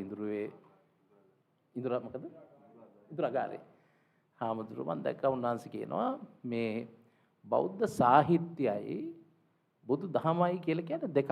බෞද්ධ සාහිත්‍ය කියන එක you understand no? Right. බෞද්ධ සාහිත්‍ය කියන එක පසුකාලීනව ඇති වෙච්ච කාරණාවක් කියන එක. දැන් එතකොට නතාෂා කියන්නේ එතෙන්දී නතාෂා කියන්නේ මම දකින විදිහ මේ නතාෂා කියන්නේ සිද්ධාර්ථ නෙළුම් මල්ලුඩ පය ගහලා ඉපදුණු වෙලාවේ ඇවිද්දයි කියලා කියපු එක අවුරුදු හරි විදිහට ගත්තොත් ඒ කොන්ටෙක්ස්ට් එකෙන් බැලුවොත් එයා කියන විදිහට බැලුවොත් අවුරුදු 2000 ගාණක් මිනිස්සු විශ්වාස කරන කතා කරන පින්තූර තියෙනවා. අපි ඒක මේ බුදුදහම පිළිගන්න සමාජය ඇතුලේ පිළි අරගෙන තියෙන කතාවක්. පිළි අරගෙන තියෙන සත්‍යයක්. ඒතර මේ වගේ හැම ආගමකම ගත්තොත් අපි ගත්තොත් එහෙම යේසුස් වහන්සේ සම්බන්ධයෙන් යේසුස් වහන්සේගේ උත්ථානය සම්බන්ධයෙන් සැකයක් නැහැ. ඒ කියන්නේ ක්‍රිස්තු ධර්මයේ පිළිගන්න අය ඒක පිළිගන්න කාරණාවක්. ඒක මොකුත් වරදක් නැහැ. එතකොට එයා කියන්නේ අද සමාජයක වුණා නම් කියයි අන්න මෙහෙමයි සිද්ධාර්ථගේ කොළුවා මෙහෙම ගියයි කියලා කියනවා. මේක කියන්නේ ඒ වගේ කතාවක් කියන්නේ. සාමාන්‍යයෙන් අපේ සමාජයේ අද ඇත්තටම එයා hina වෙන්නේ මම දැකපු විදිහට නම් බුදුදහමටවත් සිද්ධාර්ථ කුමාරයාටවත් කාටවත් නෙමෙයි. දැන් සිද්ධාර්ථ කුමාර අපි හරියට මේකට හරි අවබෝධයෙන් බැලුවොත් සිද්ධාර්ථ එයා තහවුරු කරනවා මේ සිද්ධිය සිදු වුණායි කියන එක. එයා hina වෙන්නේ අද තියෙන සමාජයට. මොකද යම් කිසි කෙනෙක් අපිට විශ්වාස කරන්න බැරි දක්ෂතාවයක් පෙන්වුවොත් අද අනිත් අම්මලා කැමති නැහැ ඒක පිළිගන්න. අනිත් අම්මලා වෙන කෙනෙක්ගේ දරුවෙක් අපිට විශ්වාස කරන්න බැරි දක්ෂතාවයක් හැකියාවක් පෙන්වයි කියලා කිව්වොත් ඒකට කියන අර ඔලොක්කෝට කියන කතා ටික කියන්නේ. මේක කොහොමද නිග්‍රහයක් වෙන්නේ? ඉතින් ඒක නිසා ඒක හරියට තේරුම් ගත්තා නම් නතාෂාට ඇටැක් කරන්න කිසිම හේතුවක් නැහැ. අනිත් එක මම දැකලා තියෙනවා මා ළඟ ඇත්තට මේ පින්තූර තිබුණා මේ කවුරු හරි ෆ්‍රේම් කරලා ගේන්නම් කියලා ඉල්ලන් ගිහිල්ලා ගෙනල්ලා දුන්නේ නැහැ. ඒ මාංගාව තිබුණා මම ලෝ කොලෙජ් එකේ හොස්ටල් එකේ තියාගෙන හිටියේ පින්තූරය ජර්මන් මැගසින් එකකින් ගලවලා අර ලාස්ට් සපර් පේන්ටිං එක වර්ල්ඩ් ෆේමස් පේන්ටිං එකේ ඒ තියෙන පෝසස් වලටම මේ උඩුකය නිරුවත් කාන්තාවන් දාලා එක පුරුෂයෙක් විතරක් මැද ඉන්නවා ජේසුස් වහන්සේ වගේ මේ කොණ්ඩේ වවලා මේ ප්‍රසිද්ධ ජර්මනියේ ප්‍රසිද්ධ මැගසින් එකක තියෙන ඇඩ්වර්ටයිස්මන්ට් එකක්. ඒ කණ්ඩායමේ ඉන්න සියලු දෙනා අර පික්චර් එකේ අර පේන්ටිං එකේ තියෙන පෝසස් ඒ විදිහටම තියෙනවා. මම ඇත්තටම කල්පනා කරා මේක මගෙන් මට ඉල්ලගෙන ගිය පුද්ගලයාව දැන් මතක නැහැ. මේ මට ෆ්‍රේම් කරලා ගෙනල්ලා දෙන්නම් කියලා ගෙනිච්ච තමයි ගෙනාවේ නැහැ. ඒක මම තියාගෙන හිටියා. මොකද ඒක ඩෙනිම් ඇඩ්වර්ටයිස්මන්ට් එකක්. උඩුකය නිරුවතින් ඉන්නේ කාන්තාවන් සියල්ලමත් ඒ වගේම අනින්න පුරුෂයත් ඩෙනිම්ස් තමයි අඳගෙන ඉන්නේ. ඒක ඒ අය ගිහිල්ලා තියෙන දුර. ඉතින් ඒගොල්ලෝ ඒක කවුරුත් දැන් අපි හැමෝම දන්න දෙයක් තමයි ඔය තියෙන පින්තූරේ පසු කාලීනව කිසියම් චිත්‍ර ශිල්පියෙක් ඇඳපු පින්තූරයක්. ඒ වගේ පින්තූර ඕන තරම් තියෙනවා. ඒකට නිග්‍රහයක් හැටියට දකින්නවට වැඩිය ඒකේ ක්‍රියේටිවිටි එක දකින්න සමාජයක් එහෙ තියෙනවා. අපිට තාම එහෙම නැහැ. නමුත් අපේ ගැටලුව තියෙන අපි අවබෝධ කරගත යුතු කාරණාව තමයි යම් කිසි කෙනෙකුට මේ කිසියම් ප්‍රකාශයක් කළ පමණින් මොකක් හරි ප්‍රකාශයක් කළ පමණින් කාගේ හරි කාට හරි හිත රිදුනොත් දැන් අපි ඉස්කෝලේ යන කාලේ මම හිතන්නේ සෙනානී ලක්ෂණ අපි හැමෝම එකඟ වෙයි. අපේ ඉන්නවා අපිට හැම ජාතියකම යාළුවෝ ඉන්නවා හැම ආගමක යාළුවෝ ඉන්නවා. අපි අපේ ආගමටත් hina වෙනවා. අනිත් එක්කෙනාගේ ආගමටත් මේ තරුණ කාලේ කරන වැඩ. නමුත් දැන් මේ ඇවිල්ලා තියෙන ට්‍රෙන්ඩ් එක බොහොම භයානකයි. එහෙම එකක් කොහේ හරි වුණොත් කවුරු හරි කෙනෙකුට කියන්න බැරි කමක් නැහැ. මේක මේ මහලුකු හරි විශාල ප්‍රශ්නයක්. ඒ වගේ තත්ත්වයකට දැන් ගිහිල්ලා තියෙනවා. ඒක නිසා සීමාවල් පැනවිය යුතුයි. සීමාවල් තිබිය යුතුයි. අපි මොන නිදහස ගැන කතා කරත් අපේ නිදහස කොතනින්ද කෙලවර වෙන්නේ කියන එක ගැන අවබෝධයක් අපිට තියෙන්නට ඕන. නමුත් මේ ගහෙන් කොලයක් වැටෙන ගානට මිනිස්සුන්ව අත්අඩංගුවට අරගෙන රිමාන්ඩ් කරන කල්චර් එකක් හදාගත්තොත් අපි මේ නිර්මාණශීලීත්වයේ වලදානවා හෙට අනිත් වෙනකොට. ඒකයි අපිට තියෙන ප්‍රශ්නේ.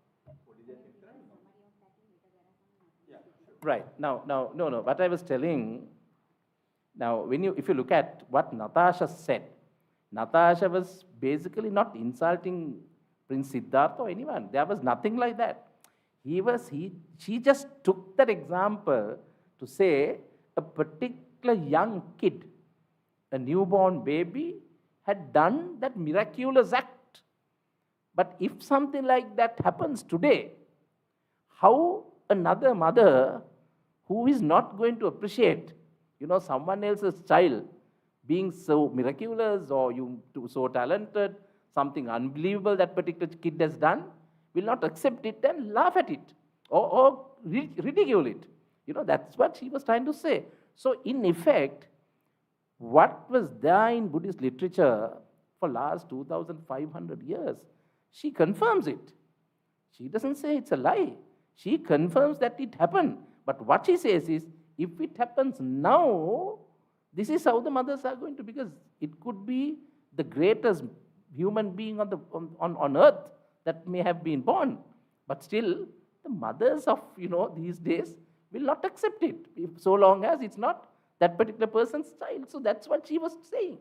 So for that, we went to this extent. So I'm not saying that we should not have limitations. We need to have limitations. But of course, the limitations, merely because, saying that limitations should be there does not mean, but merely because somebody had said something. We all have, we crack jokes, we do all sorts of things, we say all sorts of things. But of course, we don't have any intention. You may not be having intention of insulting someone else's religion or anything like that. So when somebody is seriously insulting, if anyone who is seriously insulting and there's incitement to hatred, like there are speeches like that. You must apply the law to the fullest, but not for things like this. So that's what I was trying to explain.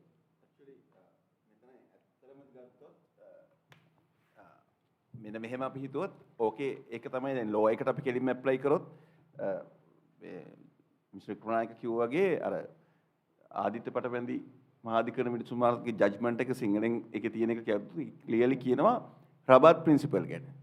ඒක human right commission එකේ කියන්නේ එකේ ගත්තොත් Natasha case එක කෙලින්ම ගත්තොත් මේ show එක කරාට එකේ ගත්තොත් නතාෂා කේස් එක කෙලින්ම ගත්තොත් මේ ෂෝ එක කරාට පස්සේ සෑහෙන කාලයක් ගිහිල්ලා ටික දවසක් ගිහිල්ලා පොඩි ජුරිස්ප්‍රුඩෙන්ෂල් ප්‍රතිකරණයක බැලුවොත් ඔය කේසස් හැම එකම ශක්තික සත්කුමාරගේ ගත්තත් ඔය අර ලේඩිගේ එක ගත්තත් එතකොට කාගේද නතාෂා එක ගත්තත් ඒ කම්ප්ලේන් එක දාන්නේ එකම තැනකින් සමහරවිට ඒක ඕගනයිස්ඩ් කම්ප්ලේන් කරන මෙතඩ් එකක් මිසක් ඇත්තටම මේක හේට් ස්පීච් හරි මේකෙන් සොසයිටි එකට ඉම්පැක්ට් එකක් වෙලා මේක රෙගියුලේට් කරන්න ඕන මේකෙන් අපේ මේකට උනා කියලා මේ සොසයිටි එකෙන් ඇතුලෙන් එන දෙයක් නෙමෙයි ආටිෆිෂියලි ජෙනරේට් කරපු දෙයක්.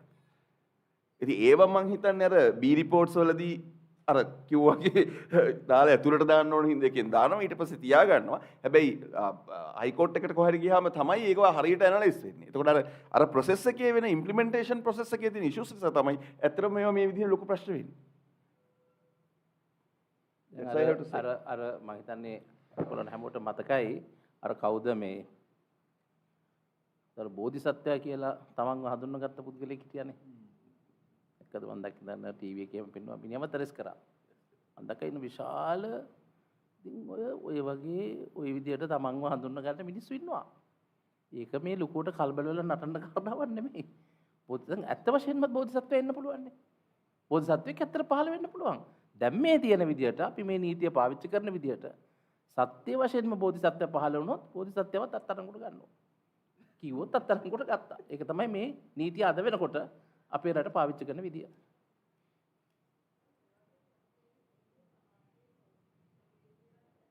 කොට දැන් ඔය කියපු සිද්ධි දෙකේම කම්ප්ලේන්ට්ස් එන්නේ කියන්නේ සොසයිටි එකෙන්ම නෙමෙයි. එතකොට අනිත් පැත්තෙන් බලනකොට ඔන්ලයින් සේෆ්ටි කමිෂන් එක පත් කරන්නේ ජනාධිපතිවරයා. ඔය දෙක එකට තියලා බැලුවම අපිට බලාපොරොත්තු වෙන්න පුළුවන් දේ කොමිසමෙන් සම්පූර්ණ ස්වාධීනත්වයක් සහ අපක්ෂග්‍රාහී තත්ත්වයක්. නෑ බලාපොරොත්තු වෙන්න බෑ. ඒක නිසා තමයි මේ පනත අහෝසි කරන්න කියලා කියන්නේ. ඒ කියන්නේ ඔය පොයින්ට් ඔය පත් කිරීම සිද්ධ කරන ක්‍රමය එක ඔයටතර බරපතලට කලින් තිබුණේ. අපේ මැදිහත් වීම නිසා ඔක තව පොඩ්ඩක් හරි මේ ස්වාධීනත්වයක් ඔකට ආරූඪ වෙලා දැන් තියෙනවා. දැන් තියෙන තත්ත්වෙ මත උනත් මේ ඕක පත් කිරීමේ ක්‍රමයක් ඉවත් කිරීමේ ක්‍රමයක් කියන දෙකම බැලුවම ස්වාධීනව තියන්න බෑ. ඒක තමයි තියෙන ප්‍රධාන ප්‍රශ්නේ. ඉතින් ඔන්ලයින් කමිෂන් එක කියන්නේ දැන් මම කිව්වෙත් එක අපිට වෙලාවක් තිබුණේ නැහැ ඒකට යන්න.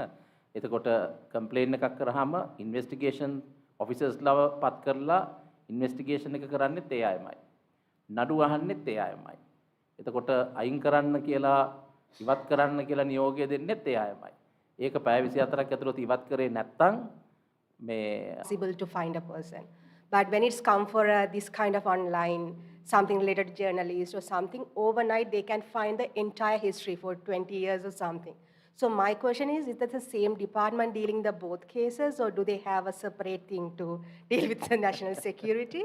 Because how it's happened, if it's a female something or cyberbullying or something is very serious offense, domestic violence or some video or something, they acted bamish, eka karanda ba, hoyanda ba. But when it's come for this kind of stories, overnight they can found the 20 years history with the evidence and everything. So how the resource comes overnight to this kind of offenses, but never done to such offenses? So that's my question, humble question. Can someone answer? Or you want me to at least? No. You shall answer. That's So right. in terms of resources, I have a same question. Like when we go and make complaints on sexual harassment, online harassment, the regular answer we get from the CID is, sorry, we can't, it's a fake account, we can't trace it, and so on. But the moment you have a case like, what the government considers anti-terror or national security, suddenly, as you very correctly said, overnight the Ramzi Nazik case, right? Overnight, they are able to pull out so many posts. And so, yeah, the question of allocation of resources. And I often think that if they have actually allocated resources to investigate cyberbullying, then we would even not have national security concerns, because then that also becomes automatically easier. So that's just my observation. I think the short answer to your question is no. I mean, everything should have the same priority, but that is not the reality.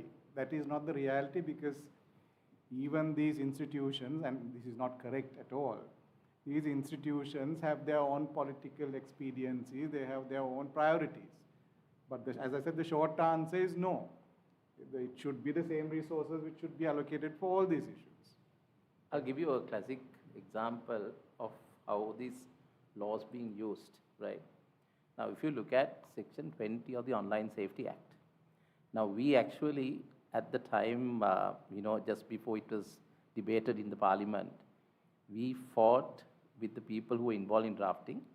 There was a small committee formed at that time. Suddenly, for one or 2 days, I was serving on that committee. So I myself tried my level best to remove this section. This is Section 20. I'll read that section. Any person, whether in or outside Sri Lanka, who willfully makes a communication, willfully makes or communicates a statement with intention to cause harassment to another person, right? In this act, in this section referred to as the target person, by publishing any private information of the target person or a related person of the target person, and as a result causes the target person or any other person harassment, commits an offense, and shall on conviction be liable for imprisonment, blah, blah. Now, what it says is, if any person publishes or communicates any information, private information of the targeted person. Now, this private information has been defined in the same section. What does it say? It says, private information means personal information, including any image, audio or video details that any person may reasonably expect to remain private, but does not include any information that may be evidence of the commission of any other offense. Then harassment means an act or behavior which has the effect of threatening, alarming or distressing a person, or violating a person's dignity, or creating an intimidating, degrading, hostile, humiliating law. Now, when we were fighting to remove this, from the other side, the counter argument that they brought was, this section has been included basically to handle revenge porn. Young girls are having immense problems in this country with this revenge porn issue. So the moment they came up with this revenge porn, we all read this particular section in that context, and we thought, yes, we should have it. There's no problem, because revenge porn has to be somehow curtailed and combated. So there has to be some system, otherwise, there could be a lot of suicides and things like that because of the way that we think. So we basically, then we stopped resisting the section and we just let it go. Now, I do not know, I was following this law, following the cases that were filed. Up to now, I don't think any action, any criminal case under the Online Safety Act has been filed in a magistrate court pertaining to revenge porn. Instead, this is being used by, top people to safeguard their interest. And most of those cases are against women. Against women, like women who have got harassed, who have got intimidated and things like that, they sometimes have some proof of, wrongdoings of this particular person, maybe private information, because these are very broad interpretations, right? So what they do is they go to court, use this section, and get the orders preventing those, the ladies or the women from publicizing that. So this section, even in the youth, this is what I'm saying, you can't rush these things. You can't rush. You will have to take time, deliberate, and you will have to have public consultations, the stakeholder consultations, and bring in a proper law. Otherwise, you will never be able to stop this abuse. Now, idea was to stop revenge porn. No action has been filed thus far as I know. but other people are using this to, I know a case, a particular priest, I'm not going to say which religion, a priest, some personal video, like with another lady has been harassed and, there had been some incident. So this particular section has been used in that case. I don't know which part is right or wrong, that's a different issue, but that is one case. And also we saw some public official file some action against his own mistress, using this section. So that kind of things we have seen, but so far we have not seen anyone using this section for revenge porn. So coming back to your issue, it's all about the priority. It's all about the priority. When there is a political flavor to any matter, like if it is going with the wind, then of course, quick. Now even Natasha, I don't think if Natasha's thing has happened these days, Natasha wouldn't have got arrested at all. Everyone has become very liberal now. I can see, they are very liberal, the police officers or anybody, the authorities are very liberal. So, it wouldn't have happened.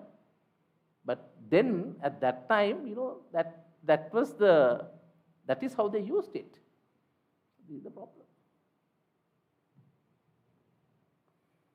If there's no further questions, I would like to conclude this panel discussion and thank our panelist, Mr. Jagat Vikramanayaka, President's Council, Dr. Viranjana Herath, Attorney at Law, and Mrs. Senani Dayaratna, Attorney at Law. Thank you so much for coming here and sharing your insights and thoughts and legal arguments and suggestions with us.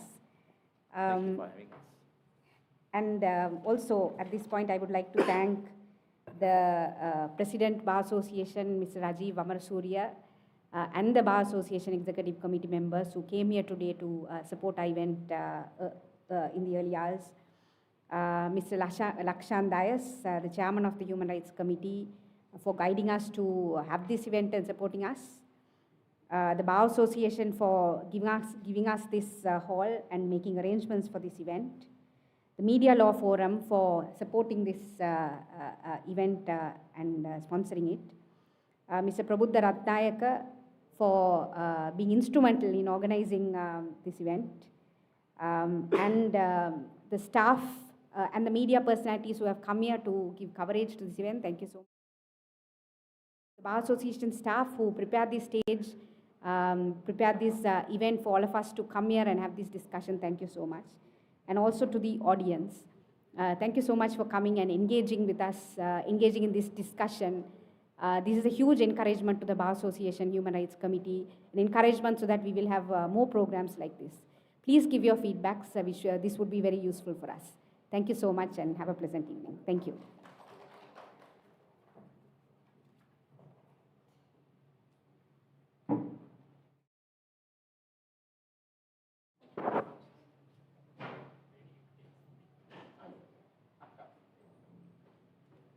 Swastika.